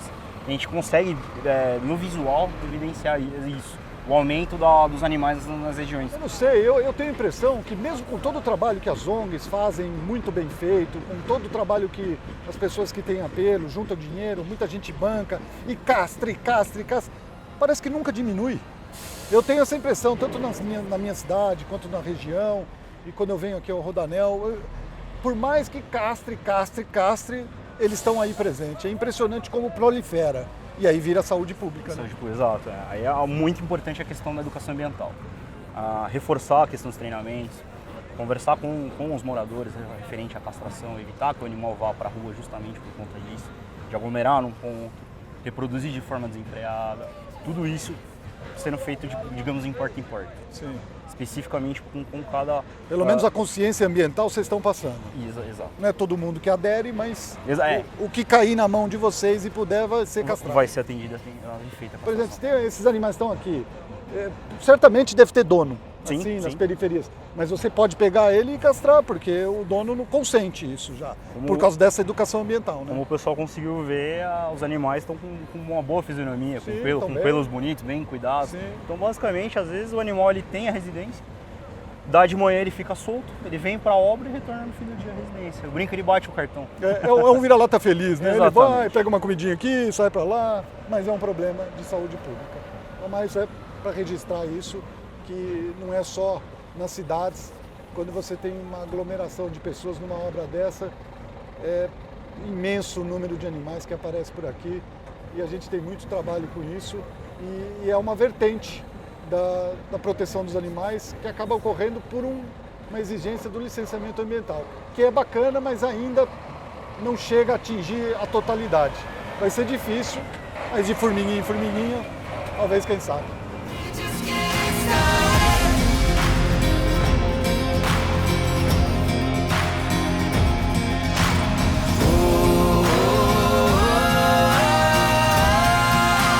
We're just getting started. Bom, Plínio, vou te apresentar o pessoal aqui que trabalha com a parte da supervisão e do gerenciamento aqui da obra, que é o pessoal da Prime. Olá pessoal, bom dia, tudo bom? Como vai? Prazer, Plínio, tudo bom? Como vai, Edson? Tudo bom? Tudo bom, sim, tudo bem? Oi, prazer. Desculpa atrapalhar vocês aí, mas só para a gente dar um contexto aqui no trabalho que a gente está fazendo de mostrar essa grandiosa obra. Estava conversando com o Daniel, ele estava explicando sobre os programas ambientais, e aí esses programas eles têm que ter uma supervisão, né? Que essa supervisão é que vai reportar o trabalho que eles estão fazendo a campo para os órgãos oficiais e mostrar como está o andamento da obra e dar uma normativa nisso, é mais ou menos isso? Exatamente isso. Na verdade, nós trabalhamos de supervisão e gerenciamento. A gente faz a supervisão no campo. A gente tem o PBA, que teoricamente é a nossa diretriz. Lá tem diversos programas e a nossa atividade aqui é olhar o PBA e ver se o consórcio construtor está executando na prática tudo que está descrito nesses documentos, Certo. além das diretrizes legais e demais normas. Na verdade, o PBA ele é como se fosse o guarda-chuva, porque Sim. ele engloba todas as diretrizes, todas as normas vigentes, e o nosso papel aqui de supervisão é justamente esse, verificar em campo se a construtora está cumprindo todas as diretrizes previstas. E também tem a parte do gerenciamento, que nada mais é do que pegar essas informações, compilar, e a cada 3 meses a gente reporta, principalmente para a CETESB, tudo que o consórcio tem feito e todo o atendimento legal. Porque durante a fase de instalação da obra tem diversas medidas, diversos processos que precisam ser cumpridos para que no final da construção a CETESB possa emitir licença de operação. Entendi. Então, sem essa etapa de demonstrar que a construção foi realizada de acordo com os requisitos legais, a gente não consegue a licença de operação. Entendi. Então a supervisão ela começa a atuar na LI, na LP ela não atua. Na LP também. Nos pareceres, talvez. Isso, talvez. A supervisão em si começa na LI. Na LI. Na verdade, a nossa empresa que a gente trabalha, que está fazendo supervisão aqui, ele já trabalha desde a LP, que a gente começou desde dos estudos, do levantamento. O próprio EIA, vocês Lima, participaram, o né? PBA, então assim, a gente trabalhou desde o início. Isso também tem ajudado bastante aqui nesse processo de construção, de acompanhar os programas. Mas a supervisão em si ela é focada nessa etapa de construção, que é justamente para a gente poder reportar para o órgão tudo. Então é isso que eu entendi. Deixa eu ver se eu entendi certinho. Primeiro plano é assim, para a turma entender. Como vocês fazem a supervisão, vocês não são da construtora. Não, Vocês estão olhando o trabalho da construtora exatamente. para repassar para o órgão, que é a CETESB, no caso, o licenciador, para dizer para a CETESB o acompanhamento dessa obra. É isso, basicamente, que vocês fazem. Para ver se está sendo cumprido as condicionantes, está sendo cumprido o PBA, está sendo cumprido todos os programas direitinho. Reportem-se em relatórios mensais, depois relatórios trimestrais, que vão para a CETESB, para os órgãos licenciadores, para aprovação ou não do andamento da obra. Exatamente. É isso, né? Exatamente isso. E essa obra que nós estamos aqui, Essa empresa de vocês é uma empresa que não é do consórcio, né? Não é da CETESB, é independente, especializada em fazer esse tipo de serviço. Exatamente. Que é a Prime, né? Isso, a gente é especializado em fazer supervisão e gerenciamento. Até porque quando foi pensado, o Rodoanel já foi pensado claro, não necessariamente a gente, mas tem uma empresa específica só para essa finalidade, porque ela é autônoma. Ela não tem vínculo com a construtora. Isso. E também a gente tem autonomia com relação a nossa contratante, né? Agora é a SPCR, para poder realizar nosso trabalho da melhor forma possível, de forma isenta. Exato. Então a gente consegue ser imparcial nas tomadas das decisões. Bom, então pessoal, o Lucas estava me explicando aqui. Sua formação, Lucas, qual que é Eu sou mesmo? engenheiro ambiental, engenheiro de segurança do trabalho e mestre na área de ciências nucleares ali pelo IPEM, na USP. Caramba, você é dos crânios mesmo, hein, cara? Ainda tem cabelo? Que bom, hein, rapaz? Estudou bastante, ainda não caiu esses cabelos aí, tá bom. Mas você é novo ainda, então. Então, você vê, é uma turma profissional que está dentro de uma empresa que faz o gerenciamento dessa obra. Você é engenheiro ambiental, aqui a turma aqui são engenheiros também, tem biólogos, quem... A turma aqui é bem eclética. Eclética. A gente tem o seu Edson, que ele é técnico de segurança do trabalho, é técnico em meio ambiente. Tudo bom, seu Edson? E Como vai? enfermeiro. Também faz parte da equipe também. Uma equipe excelente, boa de se trabalhar, né? Estou aí com o Lucas já há um tempo aí, praticamente vou fazer 2 meses aqui, né? Certo. Certo. A gente, no meu caso, eu atuo assim, eu sou técnico de segurança, sou formado em segurança do trabalho, sou graduado em meio ambiente e qualidade, sou pós-graduado em Senat Clínica, sou bombeiro civil e também estou no 3º ano de enfermagem pela Cruzeiro do Sul. Pô, louco, mas onde vai parar com tanto estudo? O homem é estudado. Sou especialista em normas regulamentadoras e na ISO 9000, interpretação e pareceres. Caramba, tem que andar na linha aqui, hein, Daniel? O negócio, o crivo é forte. Parabéns pelo trabalho aí. Agora o senhor está mexendo nos relatórios, preparando material. Parabéns pelo trabalho, viu? Um relatório é como se você estivesse preparando um bolo, certo? Então você vai utilizar toda a ciência que você aprendeu para trazer um bom discernimento para aquele texto. De uma forma excelente. Você sabe quando eu comecei a fazer relatório, eu fazia... Os caras tiraram barato de mim até. Até que, inclusive, o Ridente uma vez comentou, falou, seus relatórios parecem que é um poema. Você tem que escrever um relatório mais técnico.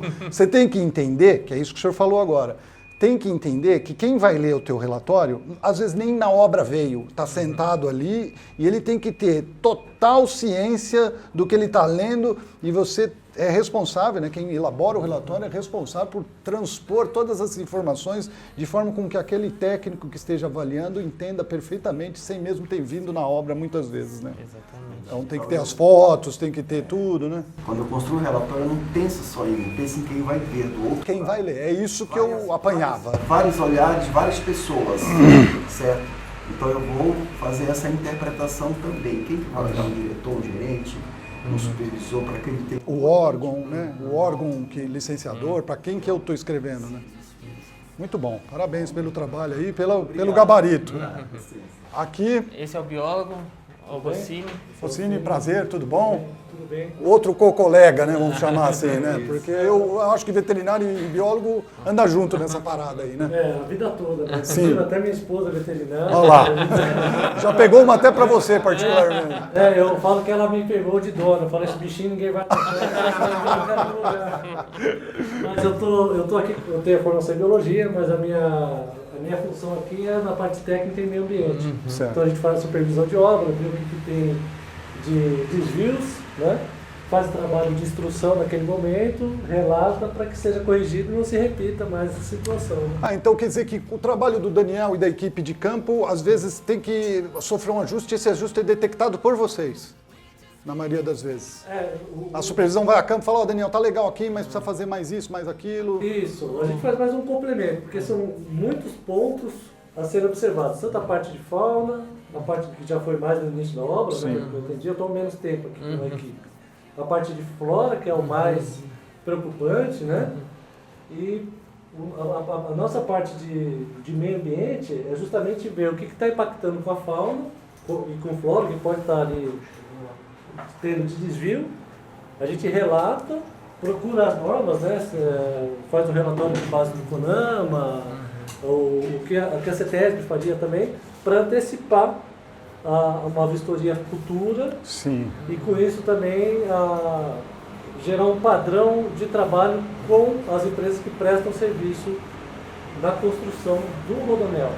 Eles são 3 coisas, então, são né? muitas coisas. A própria empreiteira, né? A empresa, a empreiteira que está construindo, quem está executando e o órgão que vai ver. Então você tem que cuidar muito disso para, por exemplo, vamos dizer, a tal data vai vir a CETESB ver a obra. Isso. Então você tem que estar tudo com isso certinho para mostrar essas etapas funcionando para o órgão fiscalizador. A gente brinca até, né, que o nosso ponto é uma pré-fiscalização. Sim, então a gente deixa tudo redondo, o nosso foco é deixar tudo redondo, para que não tenha aquela preocupação de vamos consertar o que está errado. Não, é para deixar já tudo redondinho, para quando vier a fiscalização, vai vir a fiscalização toda, tá, tudo bem, pode vir, tá tranquilo, porque a gente está tentando fazer o trabalho da melhor forma possível. Sim.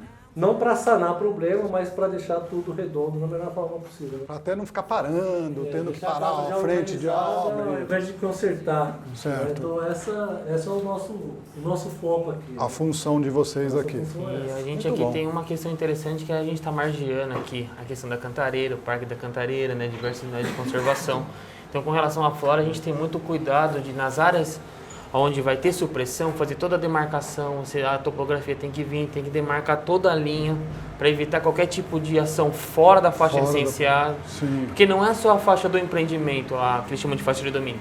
A gente tem a ASV, que é a autorização de supressão de vegetação. Sim. Então a gente tem que fazer toda a marcação para evitar qualquer tipo de intervenção fora. Certo. Então esse que é o trabalho que a gente faz de preventivo com relação à flora principalmente. Evitar qualquer impacto fora da área licenciada.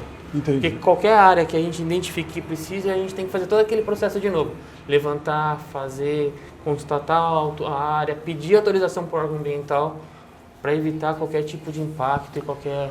Foi bom você falar isso, Lucas, para eu mostrar para o pessoal como é que funciona esses limites. Então explica para o pessoal o que é eixo, o que é faixa de domínio, o que é offset e como que você trabalha dentro desse tempo, porque é mais ou menos isso que você está falando, né? Eu não posso sair da minha faixa de domínio. Sim. Né? Então explica para o pessoal o que é o eixo da rodovia, o que é a faixa de domínio e o que é os offsets, o que são os offsets e o que é a área de influência direta e a área de influência indireta, mais ou menos para o pessoal entender. Vamos lá. O eixo seria o centro da área da onde a gente está trabalhando.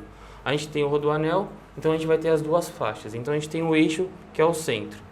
A gente tem o offset, que seria o final da área de implantação mesmo, que seria o final das vias, vamos supor assim, drenagem e demais estruturas. A gente tem a faixa de domínio, que é teoricamente a área de trabalho da rodovia, que às vezes quando você passa na rodovia, você sempre vê que nunca é o finalzinho, você sempre tem uma cerca, você sempre tem uma área de recuo, que às vezes você precisa ampliar, você precisa ter alguma atividade, você tem uma área um pouquinho maior. E a gente tem a ASV, que é a autorização de supressão de vegetação. Então, quando a gente tem uma obra que nem essa, que você corta, tem qualquer tipo de intervenção com a flora, você pode ter fragmentos, você pode ter árvores isoladas, a gente tem que quantificar todas essas áreas e pedir autorização. No nosso caso aqui, é para o IBAMA. Então, a gente fala, olha, a gente está fazendo essa obra, ela tem 44 km de extensão, a gente vai fazer uma supressão de X metros quadrados de vegetação em estágio secundário, estágio inicial, enfim, intervenção em APP com vegetação, sem vegetação. A gente tem que fazer todo o levantamento de informação, apresentar para o órgão, porque daí ele vai analisar e a gente tem que falar, olha, a gente vai ter que compensar isso de alguma forma. A gente vai doar muda, a gente vai fazer um pagamento, a gente tem todo um sistema de compensação para essa intervenção. Então, por isso que é tão importante a gente não sair fora desses limites, porque tudo isso vai implicar também num novo processo. Além do impacto ambiental, você tem toda essa questão de obra, você tem questão de compensação. Então, assim, de uma forma geral eixo da rodovia, o centro, a gente tem a implantação da rodovia, a gente tem as faixas de domínio. Além disso, a gente tem a outra questão muito importante que é a autorização. Então, você pode ter uma área que você não vai ter supressão, então você tem uma autorização de supressão, não teria uma supressão naquele local, então você não precisa. No nosso caso aqui é o contrário, como a gente está dentro do parque... Sempre vai precisar. Sempre vai precisar. Porque vai encontrar áreas vegetadas. Áreas vegetadas. E mesmo que não tenha, você está dentro da faixa, então você tem. Então, por exemplo, aqui a gente desapropriou uma área, a gente tem uma área grande, mas não vai precisar fazer a supressão de toda essa área. a rodovia precisa só de uma fatia. Então por que eu vou fazer a supressão de tudo? Então a gente tem uma faixa menor de supressão e mantém essa área preservada dentro do limite da rodovia. Ou seja, o preceito básico é a mínima supressão vegetal possível. Exatamente. Por questão de impacto, por questão de todas essas questões que a gente... Até porque está muitas vezes dentro de parques, né? Exatamente. Então, só para a turma entender na linguagem comum. Eixo seria a ilha de uma rodovia de 2 vias. Isso. Faixa de domínio seria a extensão dela toda. Até quando você viaja numa estrada e vê uma cerquinha de divisão de uma fazenda, dali para cá já é a faixa de domínio da rodovia. Até para se um dia precisar fazer uma adequação, não precisar entrar com um novo licenciamento dentro da faixa de domínio, é mais simplificado para eu, por exemplo, ampliar mais uma faixa de rolagem. Exatamente. É isso? Os offsets seria para nós aqui leigos os acostamentos? Sim. Mais ou menos por aí. Certo. E a supressão vegetal é aquilo que o nome correto e técnico para desmatamento. Exatamente. Perfeito, entendi. Faltou com Vamos a falar nossa com Juliana. A nossa engenheira ambiental e engenheira de segurança do trabalho. Oi, Juliana, tudo bem? Engenheira ambiental? Sim, e a de minha segurança formação também? é gestão ambiental, primeira formação, depois vem na sequência engenharia ambiental, engenharia de segurança do trabalho e perícia de engenharia, que aí eu fiz um complemento. Sim. Que eu já trabalho com obras de grande porte há 12 anos. Poxa vida, de Mas infraestrutura. com o Lucas eu já trabalho há algum tempo, que ele já me fiscalizou. Então eu já fui da parte da construção, da construtora, como da parte da supervisão. Certo. Então todos vocês aqui são responsáveis para fazer a supervisão, o gerenciamento, preparar esses relatórios que eu estou vendo vocês fazerem e dar andamento nessa parte legal e de fiscalização da obra. Exato. Que a ideia mesmo, complementando o que os colegas comentaram, até que o Lucas comentou, a gente trabalha com a prevenção e não com a correção. Sim. Que é o ideal, né? É o que pede todos os documentos mandatórios aqui da obra, né? Sim. Porque a ideia é não causar impacto nem para pessoas nem para o meio ambiente. Sim. Né? Então a ideia é sempre a prevenção e não a correção. Perfeito, perfeito. Uma obra grande dessa tem que tomar todos os cuidados. Então a rotina de vocês é um pouco campo, ver tudo que está vendo lá, fotografa, tudo vem aqui, relatório, reunião com a turma que faz o trabalho propriamente dito de supressão, tudo, e compilar esses dados e manter isso tudo bem informado para os órgãos fiscalizadores. Exatamente. Então, pessoal, conhecemos toda a equipe do gerenciamento e supervisão. Agora vamos nos espacializar onde estamos, né? Lucas, mostra para nós no mapa aqui onde nós estamos e o que é o traçado norte, trecho norte. O traçado norte, ele compreende toda essa faixa, ele começa aqui no oeste, no finalzinho do trecho oeste que já está em operação, e vai até o leste, ali na altura da Dutra, e do leste também em operação. Aqui onde você fala oeste, nós estamos aqui... Próximo da Bandeirantes. Próximo da Bandeirantes, Pico de Jaraguá ali, Isso, tá? Sim. isso. Então aqui está próximo da Bandeirantes, aqui hoje tem uma praça de pedágio, onde conclui o Rodoanel, a parte em operação. Sim. Hoje a gente está aqui na altura do canteiro, entre o túnel 1, o 301, que eles chamam 301 e 303. Por quê? Anteriormente, antes da obra parar, o Rodoanel era dividido em 6 lotes. Sim. Então por isso que a gente chama de lote 1, lote 2, lote 3, lote 4, lote 5 e o lote 6. Cada túnel, cada obra de arte, ela começa com o nome do lote. Então por isso que aqui você vê 106, 206, 300 e pouquinho, então assim, cada um... Obra de arte especial nada mais é que... Ponte e viaduto. Então é obra de arte especial que chama, né? Sim. E o túnel é túnel mesmo. Túnel mesmo. Certo. Então quando você tem o trecho onde começa no lote em questão, é OAE 100 e alguma coisa. Isso. Porque está no lote 1. Exatamente. 200 e alguma coisa porque está no lote 2. Exatamente. Só que o Daniel estava me explicando, agora dividiu em 2 lotes, né? Isso. Lote 1 e lote 2. Eles chamam de trecho, para não confundir, acho que é muito com lote. Então o trecho 1 ele começa lá da Dutra e vem até a Fernão Dias. E depois da Fernão Dias aqui até o finalzinho no comecinho do oeste aqui seria o trecho 2. Entendi. E isso tudo aqui é a Cantareira. Isso, esse verdão, esse maciço verde é a Cantareira. Exatamente. Ali é o aeroporto de Cumbica. Exatamente. E ali onde ele termina, ou inicia, tanto faz, do ponto de vista que você vê, é Arujá. Isso. O município de Arujá. Isso, aqui é Arujá, aqui o lote 5 pega um pedaço de Guarulhos e daqui para cá já é São Paulo. Então, e o trecho norte serve quais rodovias? Dutra? Aqui ele tem as principais, né? Fernão Dias, Dutra. Ayrton. Isso, e aqui... futuramente o acesso, né, ao aeroporto. E aqui na Bandeirantes. Isso. Então ela pega 4 rodovias. Sim. Dutra, Ayrton, Fernão Dias e Bandeirantes. Isso. E fora o acesso exclusivo para o aeroporto. Isso. Mas imagine que facilidade que tem. Nós, por exemplo, vindo do interior pela Bandeirantes, entramos aqui e vamos direto para o aeroporto por ali, né? Exatamente. Então tá aí, pessoal. Esse é um trecho de 44 quilômetros, de um total de 100 e quanto é o Rodoanel inteiro? 120? Ixi, Acho que é por aí, 120, sim, sim. né? Que aí vai compreender o trecho oeste, o sul, o leste e aqui o norte. Esse é o último que falta ficar pronto, né? Exatamente. Muito bem. Aí, pessoal, uma explanação, uma espacialização de onde estamos, do que eles fazem, de como funciona. Olha só que interessante, aquilo que tanto o Lucas quanto o próprio Daniel falou, a mancha urbana querendo permear a mancha vegetal e o Rodoanel acaba servindo como uma cinta protegendo essa expansão urbana. É mais ou menos isso que dá para ver bem nesse mapa. E olha aqui, pessoal, a quantidade de OE, quantidade de pontes, túneis, que tem cada amarelinho desse é uma ponte. Exatamente. Você saberia me falar, Lucas, uma coisa que a gente classifica bastante quando a gente vai começar a ler os primórdios do licenciamento? O Rodoanel é classificado como rodovia classe 0.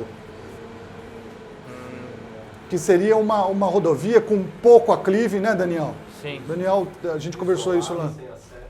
Sem acesso de ruas, Sim. ela é para servir as rodovias, ou Sim. assim, em casos específicos como o aeroporto. Não tem uma aclividade maior do que 7%, por isso que tem muito corte e aterro. Então você chega de frente a uma montanha, ou você emboca um túnel, ou você faz um corte, se não é muito expressivo, um corte e no vale um aterro. Exatamente. Basicamente é isso. Ou ponte e viaduto, dependendo da... Ou ponte viaduto. Por quê? Porque a origem principal do Rodoanel é o tráfego pesado, né? Sim. Caminhões, não poderia ter aquelas ladeironas, aquelas subidas gigantescas. Então, Até porque você reduz a velocidade, né? E a Exato. ideia de você ter uma via expressa de mobilidade rápida prejudicaria nesse sentido, se você tem muita clive e muita... Exatamente. Então você vê que engenharia que é isso aqui de infraestrutura do governo. Vocês estão de parabéns, muito obrigado pela atenção. Desculpa tomar o tempo de vocês. Vamos para campo, Daniel? Bora. Vamos. Bora. Lucas, muito obrigado, viu, pela Obrigado, explanação. viu? Parabéns pelo Prazer. trabalho. Dá um abraço para o Aranha, um abraço no Ridente. Pode deixar. Fala que eu tô com saudade deles e que foi um prazer estar com vocês de novo aí, estendendo aí para o Aranha e para o Ridente aí, que são parceiros de longa data. Eu que agradeço. Um aí. grande abraço a todos. Muito obrigado. Valeu, tudo de bom para vocês, bom trabalho. Obrigado, igualmente.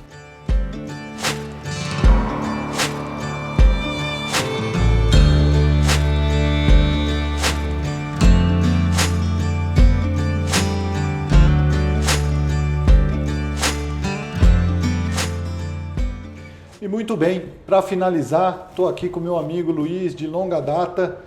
Luiz, muito obrigado de ter possibilitado nossa gravação aqui do programa BioAgrovet nas obras do Rodoanel Norte. Fiquei muito feliz em rever tudo que eu vi aqui, muito feliz em ver alguns amigos, inclusive você. Fiquei contente, muito contente de saber que você está à frente aí desse trecho, na retomada das obras. Eu sei, conheço você de longa data, uma pessoa que entende muito sobre o Rodoanel, então sabemos que está em excelentes mãos o Rodoanel com a sua participação aí na equipe, no gerenciamento de tudo isso. Muito obrigado pela sua equipe ter recebido a gente, você fez a ponte para nós, olhamos o que deu para olhar, tem muita coisa para ver, né? É uma obra extensa, gigante. Então a primeira coisa que eu queria falar com você é isso, te agradecer, né, por você ter possibilitado e perguntar para você qual é a importância e o tamanho dessa obra, né? Eu lembro que quando a gente estava trabalhando aqui, a gente falava que é a maior obra viária da América Latina. Permanece? Sim, eu que agradeço.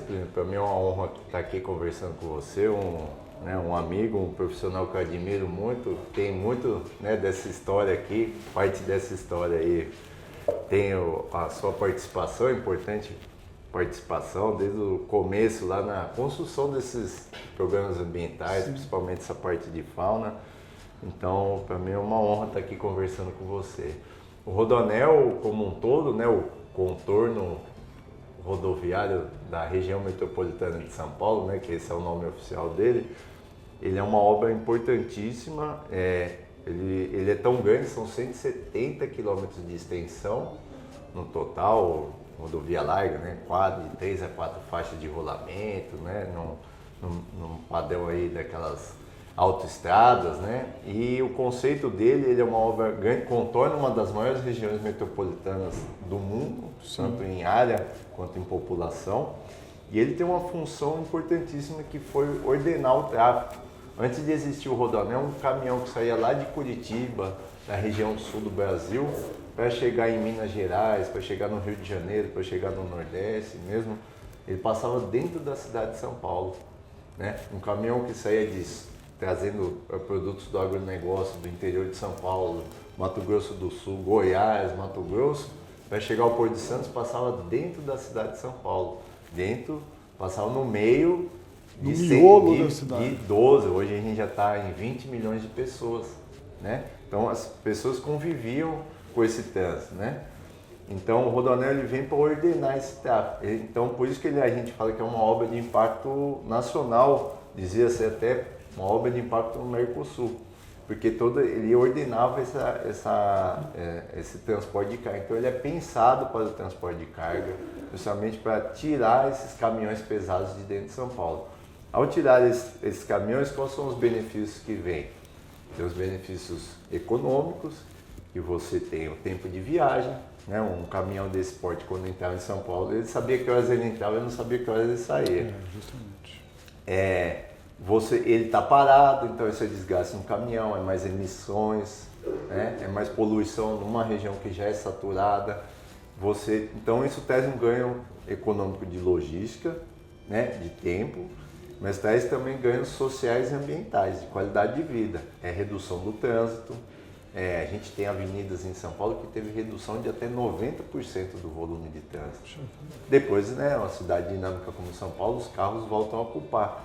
Mas, então, isso tudo ajuda, é qualidade de vida para as pessoas que estão em São Paulo e para as pessoas de todo o entorno que são beneficiadas por isso. Até o turismo, se você vai, né, sair lá de São João da Boa Vista ou passar um final de semana na praia, agora você não precisa mais passar dentro de São Paulo, né?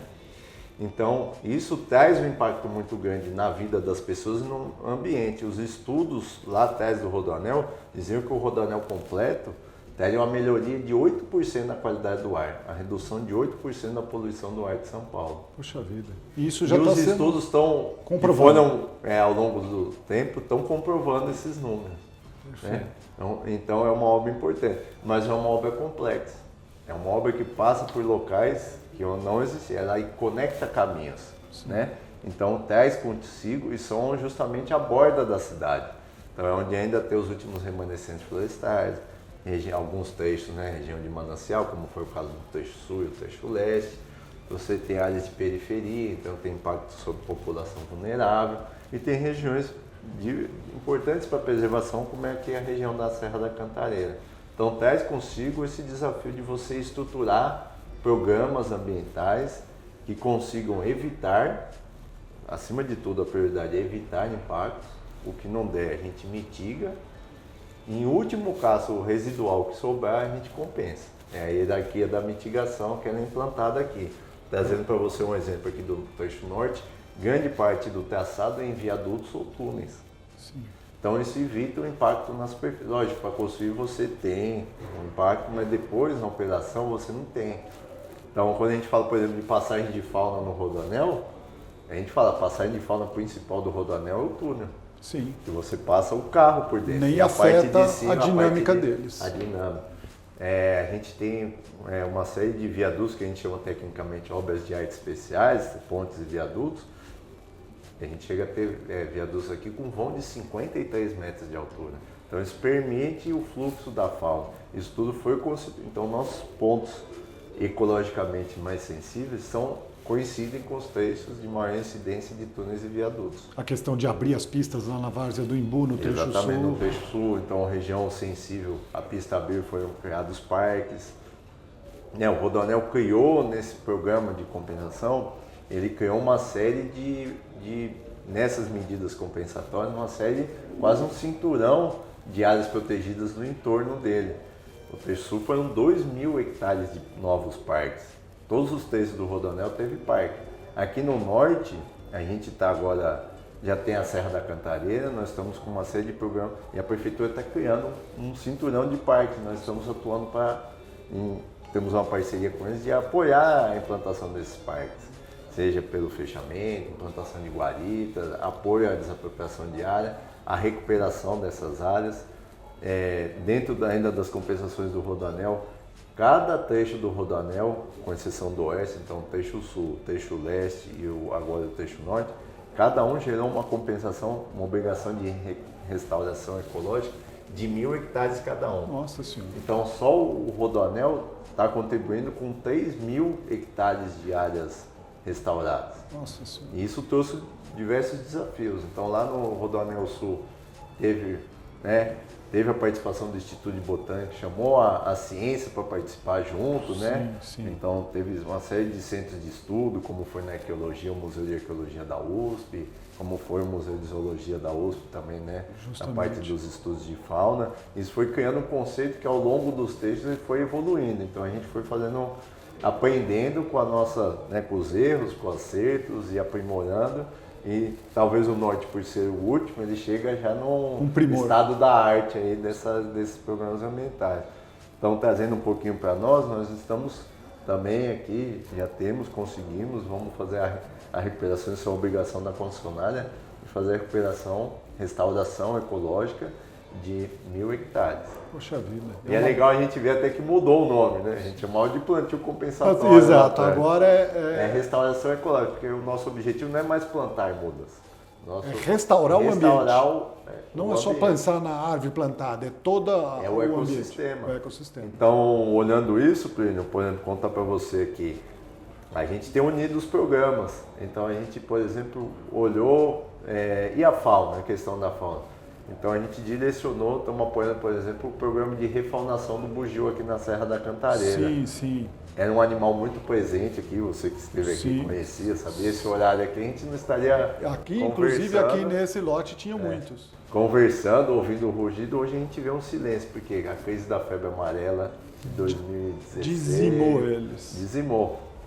Então existe um esforço da Fundação Florestal e da Prefeitura de São Paulo de trazer de volta esses animais. E aí nós vamos apoiar esse programa da Prefeitura. Perfeito. Então como é que a gente está fazendo? A gente contratou por meio de drones térmicos, termais. Então eles vêm voam, eles filmam no infravermelho a emissão de calor, eles vão voando em cima da copa das árvores, que é onde estão os bugios. Sim. E a gente consegue com esse mapear uso da tecnologia mapear isso. Então isso é muito que a gente tem procurado fazer aqui, né? É uma preocupação nossa. Você me permite contar um outro caos nosso Sempre, aqui? claro, opa. O Rodoanel ficou parado 6 anos, quando voltou, tem uma série de estudos, então a gente ficou o primeiro ano estudando, reavaliando o que tinha que fazer. E ele pediu que todos os programas sociais e ambientais fossem feitos dentro dos melhores padrões internacionais. Existe uma instituição internacional, que é o IFC, ou a IFC, ele estabelece esses padrões. Ele pegou tudo que é de melhor no mundo e criou os padrões de desempenho. Um padrão é a biodiversidade, então a gente foi criar um mapeamento, a linha base da biodiversidade, por mais que é uma região estudada, o próprio fase anterior do Rodoanel tinha esse estudo, então a gente foi para o coração da serra para ver que animais, ou qual é a biodiversidade, que foi estudada a flora também, tem nessa região. A gente traçar aquela linha base e depois, ao longo dos meus monitoramentos, eu vou comparar com essa linha base. E aí a gente olhou e falou, o monitoramento de fauna ele é invasivo, né? Você montar armadilhas fotográficas não é invasivo, mas põe o pitfall, um balde, captura, tela. A gente foi até de métodos menos invasivos. Vamos ver o que a tecnologia evoluiu nesse período. E aí a gente descobriu um negócio chamado iDNA. Não sei se você conhece. É a captura do DNA no ambiente. Você pode fazer isso de 3 formas, né? Ou coletando solo, ou fezes, ou sangue. E nós partimos por sangue. Então o que a gente fez? Instalamos armadilhas no meio da mata para capturar pernilongo. Os pernilongos, mosquito hematófago. Depois eu pegava esse pernilongo, ele tinha lá picado algum animal, eu extraía o sangue desse pernilongo, rodava no banco de dados para descobrir o DNA. E através disso, pelo DNA do animal que foi mordido pelo pernilongo que eu capturei, eu descobri que fauna tem na região. Que interessante, já está rolando isso. Esse estudo foi feito, uma repercussão, conseguimos. E através deles a gente, por exemplo, descobriu que tem onça aqui. Aqui em São Paulo, dentro da cidade de São Paulo, aqui atrás da gente aqui. Tem onça. Conseguimos o primeiro registro de anta aqui no Contínuo da Cantareira, não tinha registro de anta nessa região. Através dessa tecnologia? Essa tecnologia foi possível pela coleta, parece uma coisa de ficção científica, Parece. o Parque dos Dinossauros. Parece, né? Então, esse é um exemplo do que a gente vem procurando de como a gente pode aprimorar e desenvolver os nossos programas ambientais aqui, trazendo melhores resultados, incorporando tecnologia e, dentro do possível, sendo menos invasivo, né, da natureza. Sim. Foi um crescente, então, desde o trecho oeste até agora, como você falou, eu achei legal, chegou na arte do trecho norte, já é quase uma arte da obra, né? Começou ali no trecho oeste, foi evoluindo e hoje tem esse primor todo. Isso aí é sempre, eu vou reforçar de novo, né? A gente fala do estado da arte, mas a gente está sempre querendo melhorar. Fala, opa, não, vamos nunca está satisfeito. Não, vamos ver o que tem mais novo, o que a gente pode fazer. E aí, né, mas isso muito incorporando as lições do outro trecho. Sim. Então o Rodoanel foi muito criticado, porque foi um licenciamento muito complexo, muito brigado. É um licenciamento único, acho que é um case de referência, especialmente o trecho sul do Rodoanel, que foi o mais emblemático, mas a partir dele ele criou essa força do licenciamento. Exatamente, foi um processo muito brigado. Então no Rodoanel você tem os municípios, então as entidades estaduais, os municípios participando, o licenciamento ele é estadual, mas com participação federal, do IBAMA, da FUNAI, do ICMBio, de todos os parques gestores, e isso foi Ministério Público, então isso tudo foi numa crescente. Então aquele desafio lá no trecho de montar programas ambientais para dar resposta aos impactos, né? Que era aquele desafio, ele não só foi bem sucedido, mas ele foi sendo aprimorado ao longo dos trechos. Ou como vamos fazer melhor, é que a gente entrar ali na região da Várzea do Guaió, do Tietê, nos últimos fragmentos ali, que já conectam ali a região do Vale do Paraíba, que foi o desafio do trecho leste. Sim. E como aquela ponte que crescia sobre ela mesmo, sem invadir a várzea. Um elevado, então é tecnologia naval para você construir o viaduto. E chegar no trecho norte, que é isso, que é você ter aí principalmente túneis, muitos túneis, muitos viadutos, né, para superar esse desafio, que era uma premissa. A gente não encosta 1 centímetro dentro do Parque Estadual da Cantareira, em superfície. Então, e os programas ambientais associados, então, o programa de resgate de fauna, de flora, as compensações, os programas sociais, então sempre ter essa preocupação com o entorno.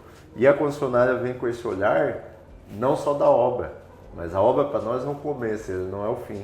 Porque nós vamos ficar aqui, né, pelo menos 30 anos, que é o nosso contrato. Não é só a construção, é a concessão. Então a gente já olha a operação. De que forma a ação que eu vou fazer agora vai me permitir...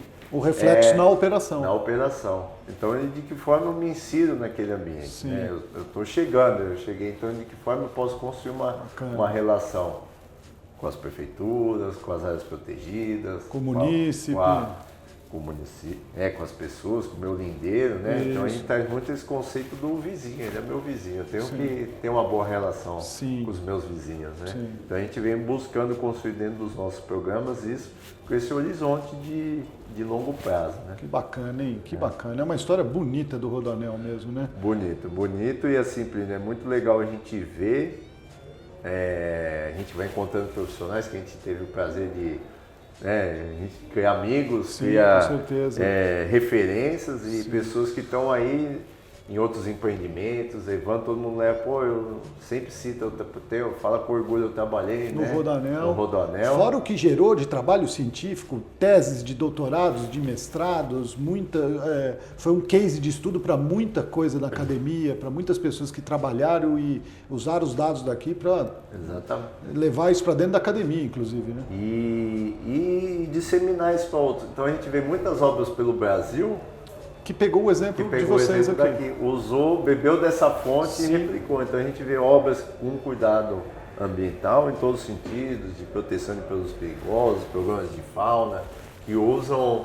Então, uma vez me contaram que uma vez saiu para um empreendimento, que eu não vou te saber qual é, quando saiu a exigência do órgão ambiental, falou, faça igual o Rodoanel. Exato, exato. Então é muito, é um orgulho, né, fazer parte dessa história e construir, como muitas pessoas contribuíram para isso e contribuem até hoje, e a gente poder continuar com a responsabilidade, que é uma grande responsabilidade, de dar continuidade nesse legado e continuar formando pessoas, trazendo essa experiência, disseminando. Então, para nós, de novo, agradeço. É um orgulho. E eu que agradeço. Receber Isso. aqui. Muito bom, né? Muito legal ouvir a história do Rodoanel, porque as pessoas montam no carro e vão fazer um passeio, passam numa pista do Rodoanel, nunca imagina, muitas pessoas nem imaginam o trabalho, o esmero que tem e a complexidade que tem essa obra, né?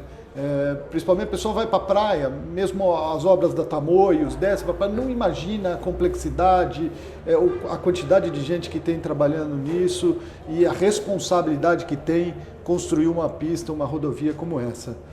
Eu acho muito bacana.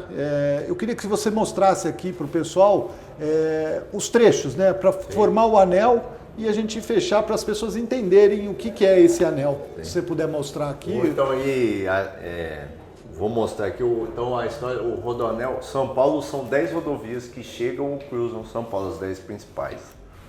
Então, quando começou a discussão do Rodoanel, o Rodoanel é uma discussão antiga, mas quando decidiu, falou, vamos começar a construir. O primeiro trecho começou a obra em 98, foi o trecho oeste. É o menor trecho, mas é o que liga 55 das 10 rodovias estão no trecho oeste. Então, aqueles 32 quilômetros conectam desde a Bandeirantes, passando a Anhanguera, Castelo Branco, Raposo Tavares até a Reis que é esse vermelho, né? Que é esse trecho em vermelho. Sim. Né? E depois ele foi concedido, hoje ele é operado pela CCR. Depois foi o desafio do trecho sul que ligava ao Porto de Santos. Então é o maior trecho do Rodoanel, 57 quilômetros, ligando a Reis Bittencourt, Imigrantes, Anchieta e esticando um pouquinho ali até um sistema, uma artéria, que não chega a ser uma rodovia, uma artéria principal, importante, que é a Avenida Jacupêssego. Sim, um complemento região, dela, né? Então o Rodoanel Sul, que foi feito ali, iniciado em 2006, concluído em 2010, hoje ele é operado pela concessionária SPMar, né? E ele conecta, ele tem essa importância de ligar o Porto de Santos.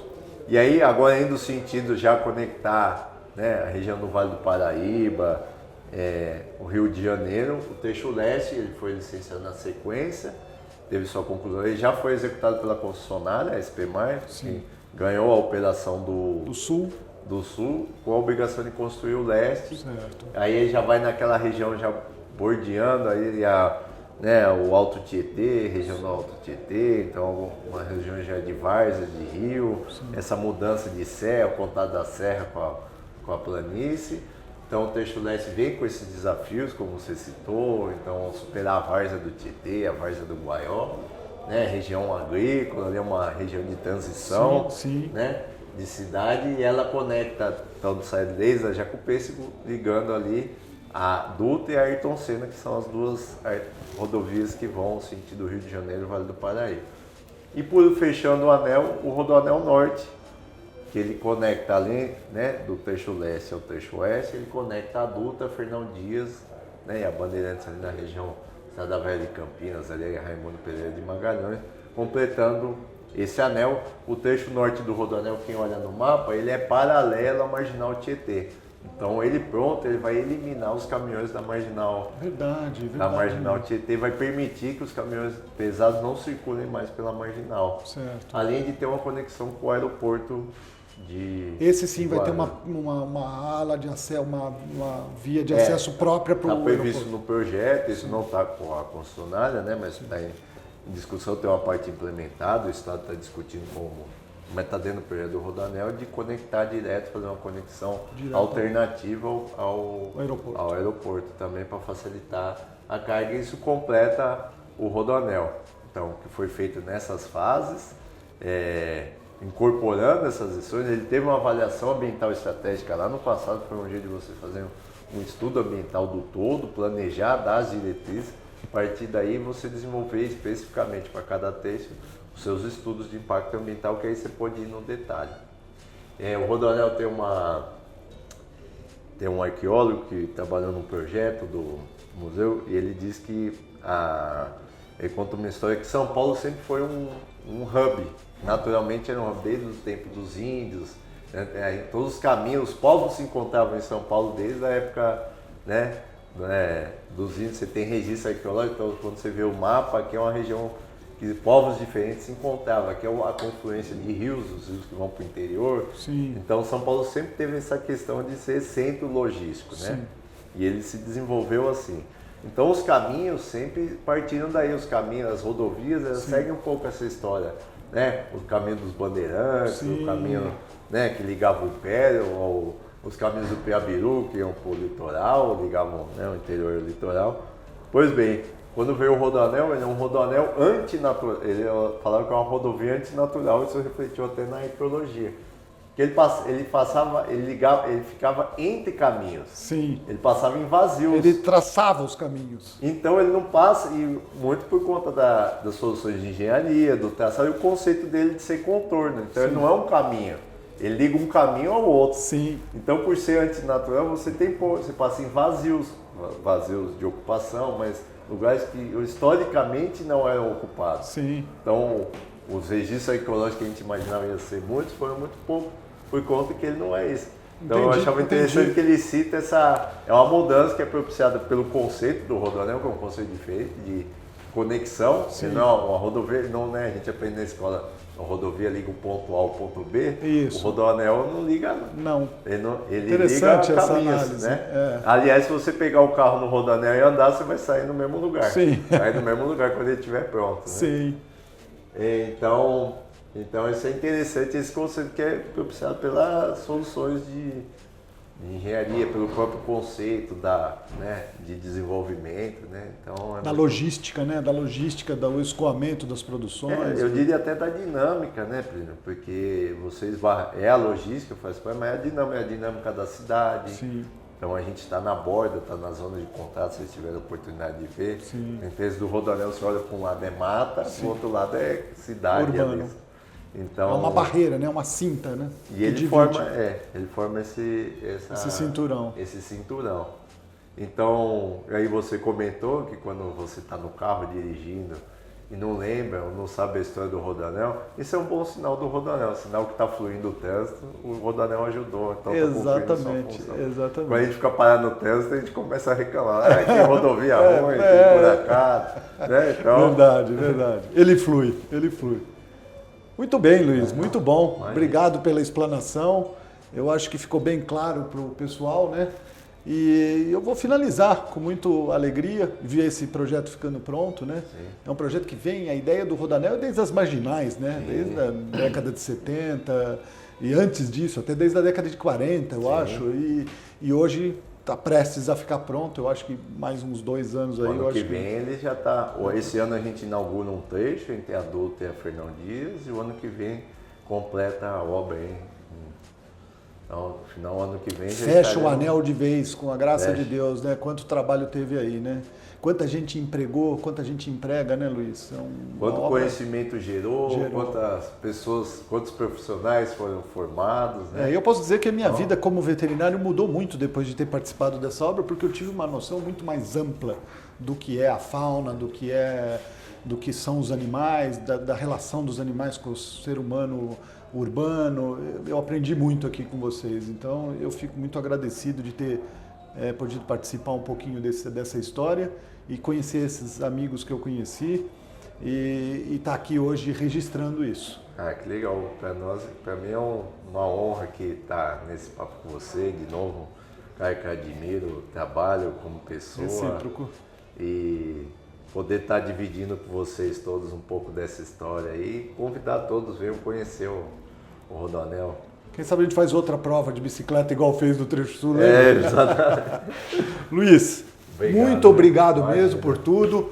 Pessoal, aqui eu encerro. O BioAgrovet trouxe um tema importante, trouxe um tema bacana, trouxe um pensamento para quem a gente costuma falar muito de agronegócio, falar muito de biologia, agronomia, veterinária, uma obra que empregou muito biólogo, emprega muito biólogo, empregou muito veterinário, eu aprendi muito aqui, hoje tenho alunos trabalhando nessa obra, pessoal da agronomia, engenharia do solo, Enfim, uma obra que abrange muito o Bioagrovet e assim, quando a gente fala de agronegócio, quando a gente fala de produção, toda produção pode ter certeza que está produzindo no nosso país, uma hora ou outra vai passar pelo Rodoanel.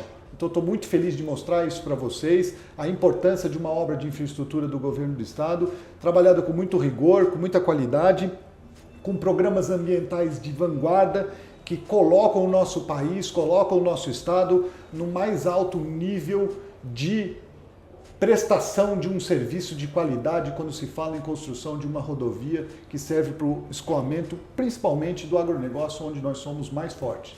Então eu deixo aqui meu muito obrigado a todos, espero que vocês gostem desse conteúdo e até o próximo programa. Muito obrigado! You can keep your sunshine story, but that peaceful life ain't for me.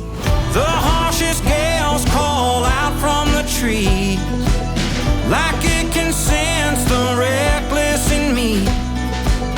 And when the clouds roll in, it's like I'm home again. Don't need your safe and sound, let the rain come down.